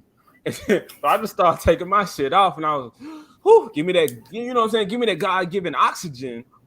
Right. And then I was like, hold on. Wait a minute. I'm like, shit, I ain't dead. Let me walk down the whole aisle. Let me go through the whole store. And then without even realizing it, which this is kind of disgusting, but I'm touching everything. You know what I'm saying? I'm at the gas pump. Then I find myself in the car, fucking biting my fingers and picking my nose and doing shit. And I'm just like, damn, I'm just eating these corona germs, but I ain't sick, but I ain't dead. So I was like, bro, these folks lying to us. Then at that point, I was just like, fuck the mask. I don't care. Like people were talking about, I just had corona. I don't want to be around you, bro. I'm like, bro, I don't care. No. Like, well, no, I mean that's when they were talking about, I heard about it back in like December of 2019, and I heard about it in Wuhan. And so they're saying Wuhan, China, there's a virus going on, and they were talking about people. It was people eating bat soup that were catching it, and so they were like, this whole city in Wuhan's got like 4 million people. The whole city shut down. You can't go in or out. And I'm thinking, wow, this is crazy. But then they were telling me that I know people, like some of the people that I have that are in the office, some of the patients, they travel overseas. So they were talking about people that had traveled to and from China before people knew what COVID was, and they were coming back. And so in my mind, I'm thinking, okay, it's only a matter of time that someone that travels internationally is going to be at JFK or LAX, and they're going to get it, and then it's going to spread. So when, I've heard about the first U.S. case in Oregon, I'm thinking, okay, here it is. And then, it actually wound up being New York, and then Philadelphia, which is where we were living, wound up being one of the epicenters of an outbreak. And so, I understood in theory 2 weeks to slow the curve. Hey, everyone just stay in for 2 weeks, so we figure this out. And then after that time, go about your life. Because at that point, we were finding out what the signs, symptoms, etiology, and then we were figuring out the recovery time. And, for the most part, it's just like you said, a week or 2 weeks, you're back. Maybe the first time I felt like, hey, man, it feels like a serious flu. Man, I felt like I was going to die for that first 2 or 3 days, but I recovered. It's like it felt like when I had the flu when I was a child. I thought I was going to die, but, I pulled through. And so you would go over time and you would figure out, the CDC put out that 94% of the people that did pass away from COVID had other pre-existing conditions and not just, I'm prone to ear infections. No, it was like morbid obesity, Alzheimer's, diabetes, a whole bunch of, right. There were all these people. Right. And so on top of that, I remember when they were, had a Governor Cuomo in New York, he was actually sending people that had COVID to home or what's the word I'm looking for? To the retirement communities. And so the retirement communities are groups of the geriatrics, and they're the most prone to being immunocompromised. So you send someone that has COVID into these centers, you're going to wreck a whole lot of the old folks. And so you're doing that, you're looking at research. And then when the FDA was approving the Pfizer vaccine, I actually read the study, and it was telling certain people not to take it, and they were saying that there are people that caught COVID between the first and second dose. And I said, well, if I'm going to catch it, and even if I am vaccinated, I might still catch it, why would I even take it? Do you know what I mean? And then, right. And then it wound up being politicized, said, because Trump was the one that said, we call it Operation Warp Speed. We're going to have a vaccine out by the end of the year. And so it went from I'll never take Trump's vaccine to get the vaccine or else. And it was weird how you both made it about the science and you politicized it at the same time, even though the evidence did bear fruit on why I should even be vaccinated, or why you're saying I shouldn't take it under one presidency, but now I'm forced to take it under another. Yeah. You know what I mean? So that once you have time to look at all that and you're trying to figure out what are the benefits, and people are shouting you down for asking these questions, well, then it means I was right to question it. Yeah. And you said it's been politicized, and like I really hate that, because which I'm sure we know a lot of people who felt like they had no other choice but to get the vaccine if they wanted to continue on living their lives normally. Right. And at this point, I was laid off, so I was getting the unemployment. But then me and my wife, we started our business, so I was at home doing my thing. So I was like, fuck it, people coming to me, I'm breathing their air, they dropping their dogs off. I'm like, look, I'm fortunate enough to be able to work from home. But at the same time, I was able to have that free time to, well, first of all, being unemployed actually made me value my time being at home and realize that I could be way more productive being at home as opposed to going out and living under these folks' rules. But yeah, to see I felt for people who had to get it, but I felt like I was in a position to where I was actually observing how the world was handling it. And just seeing like businesses being shut down because of the shit. But again, you got government telling you that we got to get back to normalcy. You got to do this, you got to do that. But I'm here in Texas, like, bro, we normal as hell. Right. Like what are all these steps that y'all got to take to live a normal life? I'm like, nigga, go outside and walk, nigga. That's life. Like going to the grocery store and buy some shit. Like that's normal. So it's like, yeah, I guess that promise of like safety or comfortability, are people just looking at, okay, government say do this, I'm gonna do it, and we do this, right? Yeah, and life's gonna be great. And I'm like, motherfucker, you can have a great life right now if you had the nuts to just say, I'm about to do what I want to do. And that's fundamental liberty right there. Yeah, I take the risk and I assume all liability for my choices, but do not take away my right to choose. Yeah. It is my body, my choice. And in that regard, people that said that in response to the vaccine were right. I mean, we're not about taking people's liberties away. And that's kind of what it seemed happened when the pandemic hit, or once you knew that you could assert control or dominance over the situation under the guise of safety, you took away a lot of people's rights to, make a living for themselves, be around their own families. There's no way that people that were in nursing homes should not have been able to see or be around their own family. And because that happened to a lot of people, they weren't able to see family. My parents weren't even at my own wedding because of COVID. So, for people that lost out because of COVID, I mean, a lot of our fundamental rights were taken away. And that once someone has power, the last thing they want to do is give that power up and give it back to the people that elected them. Yeah, especially seeing that y'all will willingly give over your freedoms for some promise, that they sell you. So I think, it took away freedoms, but it actually took away people's, if people even had it for the most part, but the ability to think for themselves, to make decisions for themselves. I remember people asking, or can we go see our families? Can we have gatherings and whatnot? And bro, I didn't chilled with not too many people, because I had just moved here, so we didn't know anybody. But again, hanging at work with people, we would have our I was working for a dog training company, so we'll have our day every week where we taking our dogs out for like group hikes and stuff. Shit, I was smoking, passing the blunt around. Probably shouldn't have been doing that, but I'm passing blunts around with folks, and I'm like, damn. I was like, they don't care about COVID. Shit, I don't care about COVID either.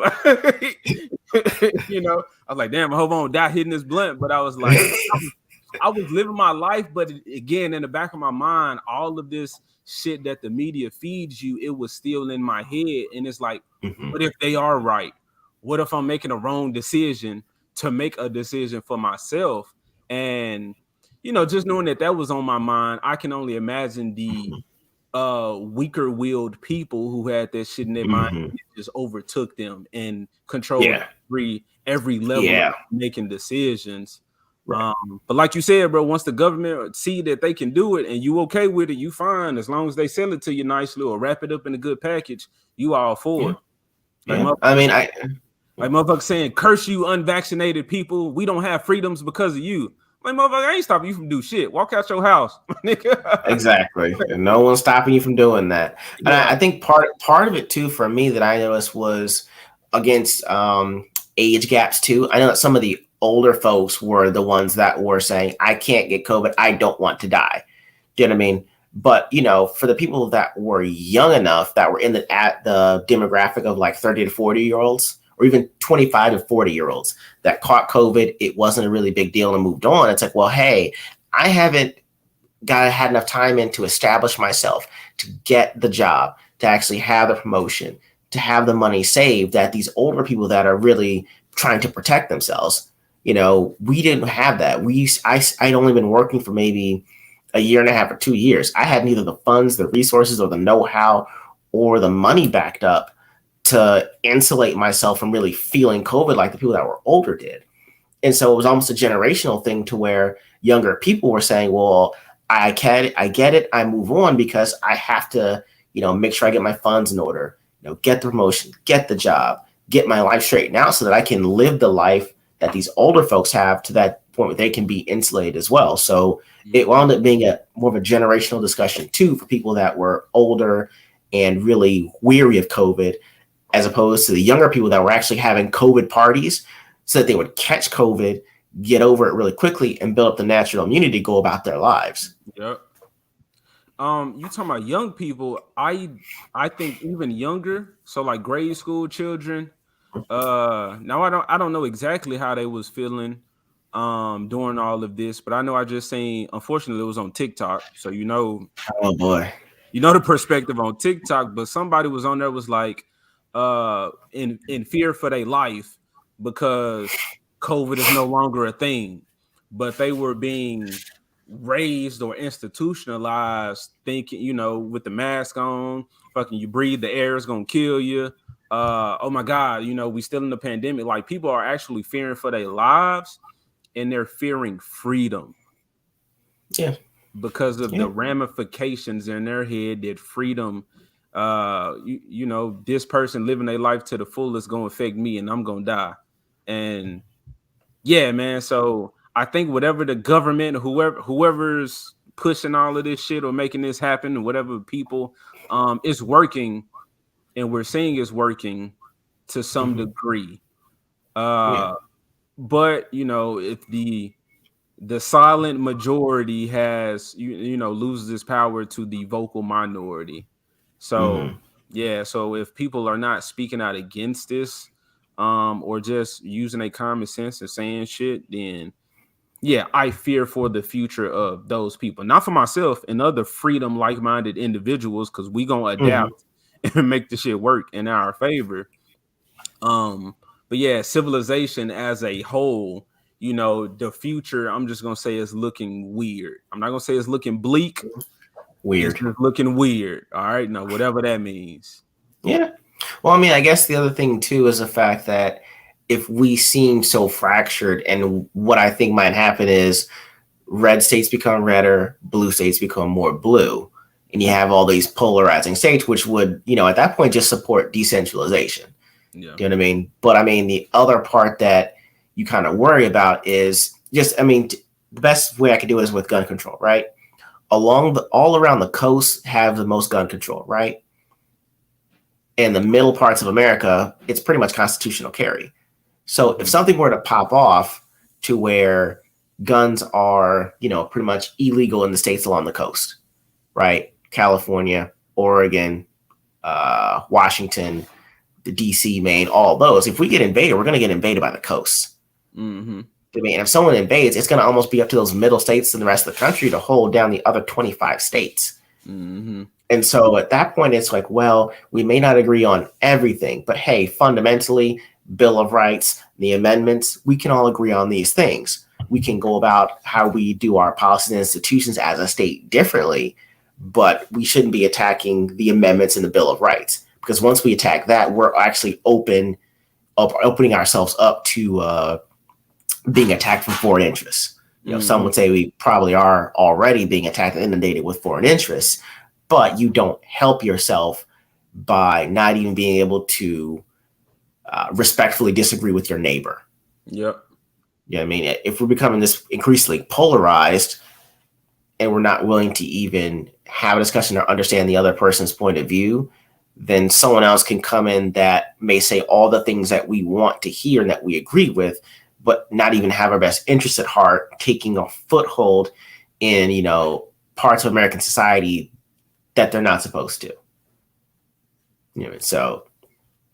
So I'm like, what do you feel about, it seems like the people who are pushing this pacifism, unless somebody hurts your feelings, then you could like smack somebody, but more gun control.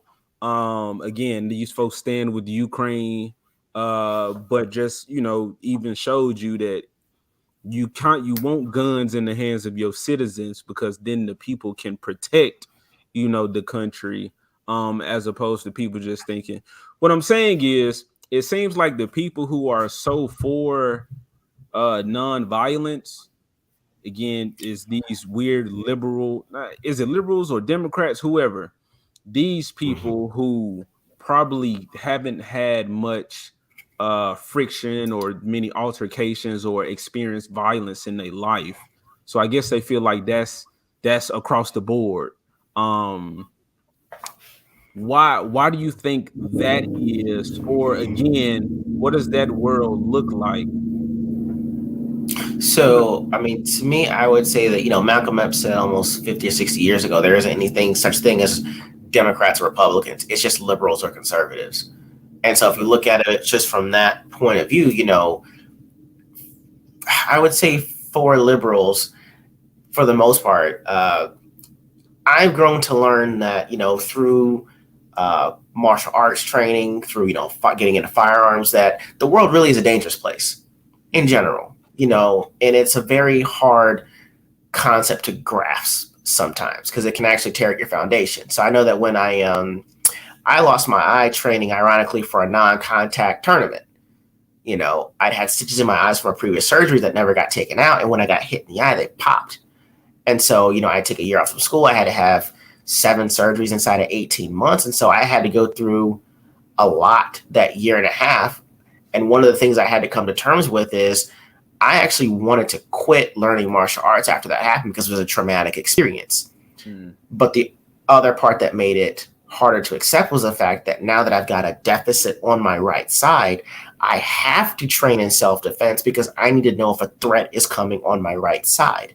And so it took me almost a year after the surgeries were done to actually get back into martial arts, because it's a hard concept to grasp that people sometimes do mean you harm. Yeah. Especially if you are, I'm pleasant, I'm nice, I'm great to be around. I would say I'm like Jell-O.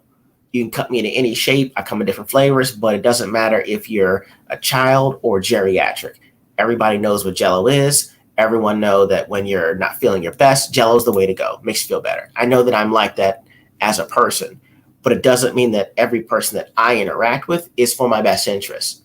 So therefore, I need to understand how to protect and guard myself.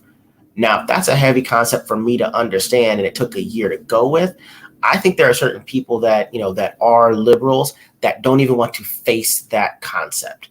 Because if you did know that, you wouldn't be so quick to be about gun control or restriction of rights. Yeah. Because the minute that happens, the right to defend your life that you say matters to you becomes irrelevant, because bad guys don't follow rules or laws. And so for me, it's just that I think that a lot of people don't want to come to terms with the fact that you really should know how to defend yourself in whichever aspect you choose, because not everyone that comes with a smile and an outstretched hand means you harm. Julius Caesar was murdered by his associates, his close associates, Brutus, Cassius, all of them. And so we always look at all these tragedies and we know that they're parables or something that they're trying to teach us in the story, yet we're so quick to, it seems that liberals want to be quick to take the rights from others so that they don't have to face, a truly life-threatening situation. Mm-hmm. And so I just think that there are a lot of people that don't want to come to terms with the fact that although we say that we're these higher beings, we're supposed to be intelligent and crafty and avoid conflict. Well, conflict is, sometimes it is necessary. Yeah. And it's not, you should actually, not seek out conflict, but learn how to handle conflict. And, and at some point, if it has to turn to fisticuffs and it's to protect your life, you have to use whatever means necessary to make sure you survive, because you live your life as though you don't mean anyone harm. But if you try to harm me, I have to end your life. Mm-hmm. And that's a hard discussion to have with someone that's never been in an altercation or believes that we've ascended to the point where we no longer need violence to assert dominance or to prevent further destruction. Funny that you said that. We no longer need violence to assert our positions or our dominance. I think humans, for the most part, have forgotten that we are natural creatures. We're an animal that can think. There are still these primal instincts and these needs that we have as biological beings in order to be a stable version of ourselves. Right. And like you said, violence is going to happen. It's inevitable. That's natural. But if you look at animals, they exhibit violence to a certain degree within their own little packs. You know what I'm saying? They have to fight. The kids play fight to practice for real fights when it's to come. And then you have to, just because there's violence does not mean that it has to be a life taken. Animals, for the most part, they don't want to kill. They just want to deter and show the opposition that I'm strong. This is not a fight that you want to continue to have, because it could be terribly for you. So violence is natural. You talking about martial art? I actually got fucking the inside of my mouth, one of my two teeth and half of another one chipped or gone, because me taking Taekwondo, my sensei, I ran out on the mat without my mouthpiece, and he was like, oh, you ain't got your mouthpiece in? And I was like, oh dang. I was like, you want me to go put it? He was like, nah, you was bold enough to, forget it. You about to see what happens. Wow. You don't have it when you're not prepared. So yeah, I'm sparring, but it was a higher level, sparring match. But my opponent was more skilled than me. I'm talking about because he knowing all the jump kicks and flips and all that type of shit. So I guess on the ground I was a match, but when it comes to the flipping around and all the cool shit, he was like a fucking monkey, and I'm a leopard trying to watch and see where. And bruh jumped up and just did a basic jump round kick, and hit me in the mouth, and my teeth clamped together, and I chipped my shit. And so I'm bleeding and whatnot, but I'm a man. I'm like, hey, fuck it, that's a part of life. I came out here unprepared, and I just saw what could happen.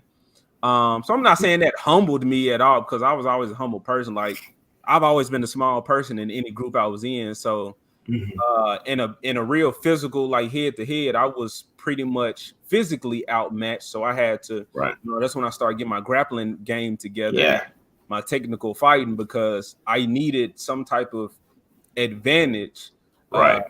Because I'm not the biggest, baddest dude around, but it doesn't take it's not the size of the dog in the fight, it's the size of the fight in the dog. So you have to realize sometimes you have to channel that natural aggression or that will to protect yourself and yours, for you to go on about your life comfortably or peacefully. Exactly. Right. especially when people, especially if you are a person that is well liked, your business is growing. Some people are going to get jealous and envious of that, and they're going to want to take by force what you spent time and effort to build up. And because of that, you're almost going to be put in a position where you're going to have to defend yourself, because if you don't, they're going to take everything that you worked for. Yeah, I know we watch these movies of like this, specifically like zombie type movies where people are starting to attack people now because of the resources are depleting. So that will to survive and to maintain. That was going on, and so me and my woman, we moved to Texas, and we have like 2 pecan trees, and we got a fucking a pear tree. So I'm like, well, shit, this is during the pandemic, and we seeing all our fucking fruits and whatnot blooming, and I'm like, these are natural resources, but during this pandemic, people can't get shit in a grocery store. Then it's like, man, this is a real that we have a natural wealth by having food that's growing in our yard, and people are going to see that as opportunity and want to take advantage of that, or try to do what they feel they need to do in order to obtain our resources. So that's what made me get into like the guns and wanting to defend myself for along those lines. So yeah, I know some martial arts. But as you kind of explained to me, if you got a whole group of people, of aggressors coming on your property, you need something to take, with little effort, take a whole bunch of people out. Right. And you might ain't, get them extended clips. You know what I'm saying? Yeah, I told you don't like the extended clip when I showed it to you. I knew you're gonna love that extended magazine. I knew when I saw it, I was like, he's gonna love this. Yeah. So it's like, yeah, man, I realized in paying more attention and becoming knowledgeable myself, you realize what you always hear, like the gun, it's not the gun that kills people, it's the person wielding the gun that's killing people. And I feel like violence can be justified in those cases where your life is on the line and you're defending yourself. So I'm like, well, fuck it. If I got a gun and your ass come up on me and your ass get shot, that's a you problem. You know what I'm saying? You signed up for this. Yeah, and especially if you come in, which it ain't happened to me, but like I said, you got groups of people coming. It's like, oh yeah, y'all mean me harm. You know what I'm saying? Right. So if I can take out enough of you dumb, aggressive motherfuckers to make my world a better place, right? It is what it is. I'll live to fight another day, and that's gonna be between me and God. But you're gonna have a conversation with him before I do.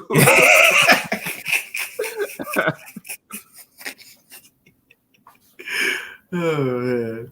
And also with the guns, and I told you I wanted to get into hunting.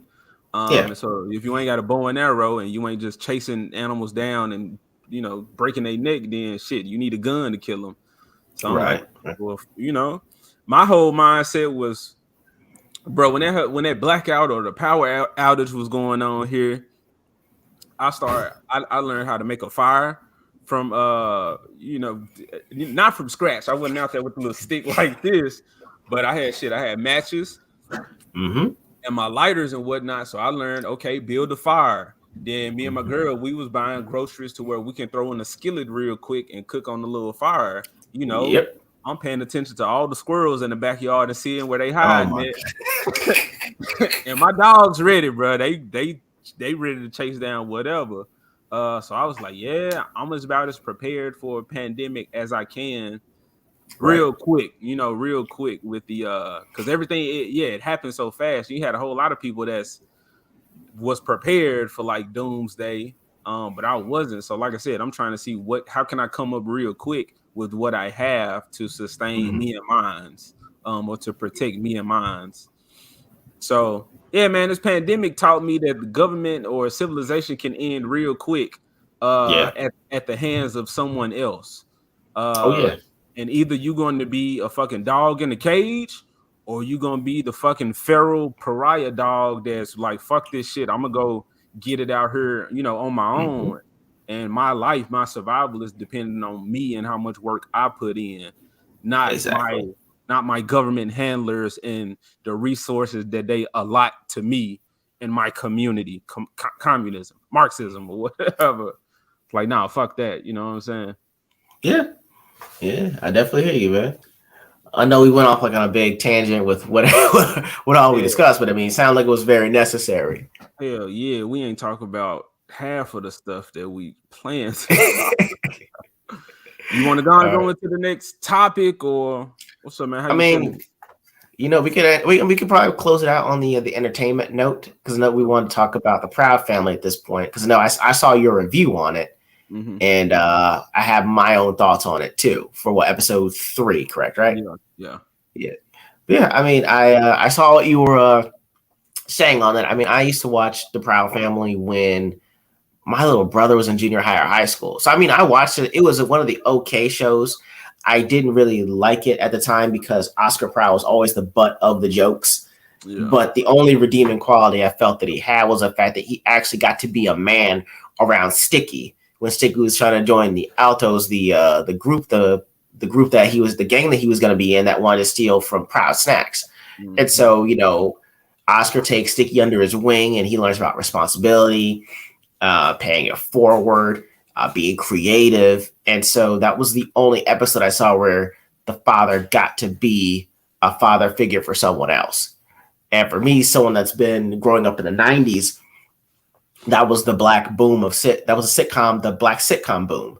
You had Hagel, Mr. Cooper, you had Fresh Prince of Bel-Air, you had Family Matters, you had The Parenthood. So you had all these positive depictions of the black father in the household, protection, provision, guidance. And so by the time that we got to the Proud Family, all I got to see was Oscar be the butt of jokes. Mm-hmm. And so, while I saw it was, kind of funny and comedic, I didn't like the fact that he never got to really be the positive black role model in the show. Yeah. From someone that was casually watching it, that's kind of what I gathered. And it doesn't seem like what you're saying with them doing the update that any of that's changed. Mm-hmm. So no, that has not changed. Oscar is still the butt of the joke. In my video, I talk about the Disney coming out and saying it like they pushing the gay shit, which in turn tears down the black nuclear family. Right. But it's like I said in my video, the show has some highs and it has lows. There's never really an in between. There's either it's really good or it's really bad, and it's terrible because of the the narratives. The like episode 1, we got fucking the Michael kid who's gay or whatever he gay because he was hooking up on some dude or whatever. But you have that episode 2. Hold on. Also in episode 1, you have so they actually replaced Sticky. So there's no straight male young black kid growing up. I said Sticky was this so-called representation that they talking about. Well, where's the straight black man's representation? Kid, because he was around the girls, but he didn't actually they were his friends. He was just a part of the friend group. So I'm like, shit, that showed young men that you can have friends with platonic relationships with the opposite sex and not have the other motives behind what you're doing. Like he was crushing on, I think maybe Penny at one point in time, or like other girls in the school. But you see, like Dejanay was going after him, but all the time. But Sticky was super smart. Like he was an inventor. But he was gifted, and I was that kid growing up. I was so gifted that I was lazy. So I was like, why do I need to try if the smarts just come to me? But they get Sticky out of there. I want to blame it on Orlando Brown because of how he was bullshitting, but it's voice acting. You could easily put somebody else in there. Right. We would have bitched for a minute that the voice was different, but we was like, my nigga Sticky still here, but they completely take that character out. So there's no straight male within the friend group. But in his house, they quickly replaced him with a whole new family, and it's two black kids that are, I'm assuming, the adopted children of this gay couple, these two gay men, the black guy and the white guy. And these are the people, they are in Sticky's old house. So they replacing Sticky in every aspect. Take him out of his home. Wow. Now we put this family in there. Take him out the friend group. Now we put Michael in there.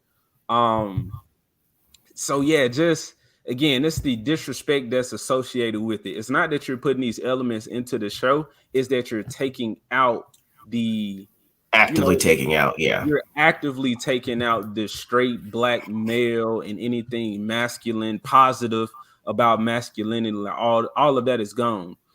And so at first I was like, I wasn't tripping about Michael being in the show because he was already super feminine previously. Okay, right. They showed that. So I'm like, but you taking Sticky out to put him in here.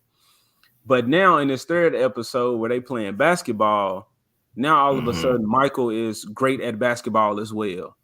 Although no athleticism in previously. His father was the coach.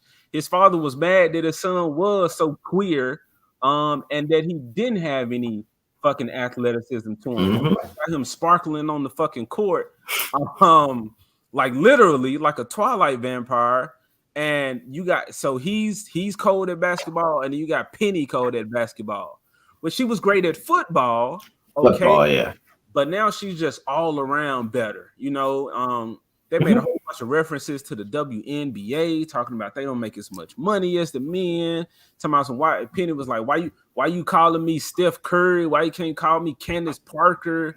Because Candace Parker's 6'3". That's why, Penny.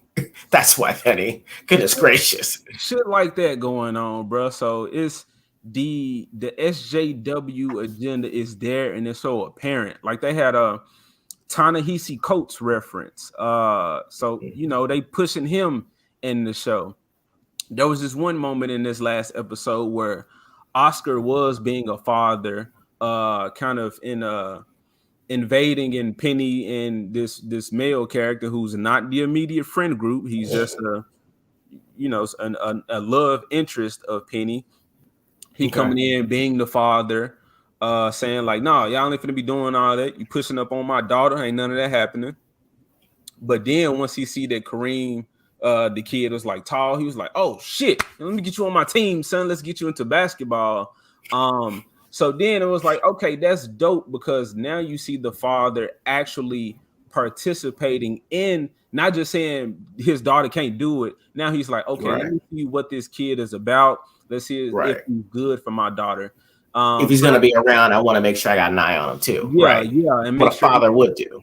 Right. So again, that when I saw that interaction, it was great. I was on a high, but then immediately Oscar, butt of the jokes. Penny running every fucking thing and completely disobeying her father, and it just, and then I was like, oh, okay, so yeah, man, I just hate that. And I see that method work on a lot of black people, where as long as on the surface you have this positive representation, but people don't pay attention to everything around it and see how it's disrespectful, and that I think they're spitting in the face of the black family.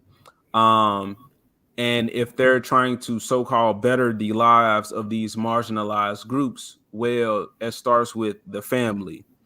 And by you not pushing anything that fights for the black family, having a father in the home with a mother, and then also other family members around to help with that child's upbringing, then you're still repeating the same shit that keeps fucking welfare statism. We incentivizing fucking black women to be single parents and telling them that they strong, they independent, they don't need no man, all this type of shit. Like you said, they always using black people to push their gay agenda, which is exactly what this black woman working on this show says. She's some type of queer asexual person, but she's gonna put queerness all in it. And it's like, again, fuck the patriarchal family, just gay this, gay that, just so yeah, man. Those are my thoughts on the kind of the show. I'm still reviewing it because I'm not paying for Disney Plus. Another homie of mine is I paying. would not. God bless that man. He's a saint. Yeah. So as long as he's, funding the project, then I'm gonna continue making the content. But if at any point, he be like, fuck this shit, I'm like, cool, I feel you. Fuck it. You won't see no more reviews out of me. Because I'm not trying to support this garbage, especially knowing their true intentions with the product. And and also, I don't even think that this lady was one of the original people working on the show. Like, I don't see the original. They rarely are. Yeah, I don't see the two guys who actually worked on the Proud Family. I haven't seen their names. Question: I think you said the right thing when you said the two who?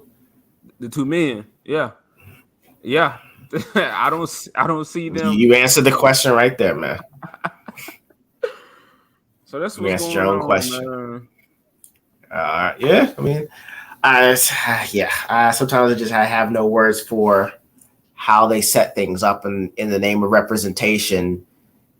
They don't mean representation; they mean replacement. Because it means someone is getting replaced or put down to put you where you think you should be. Yeah.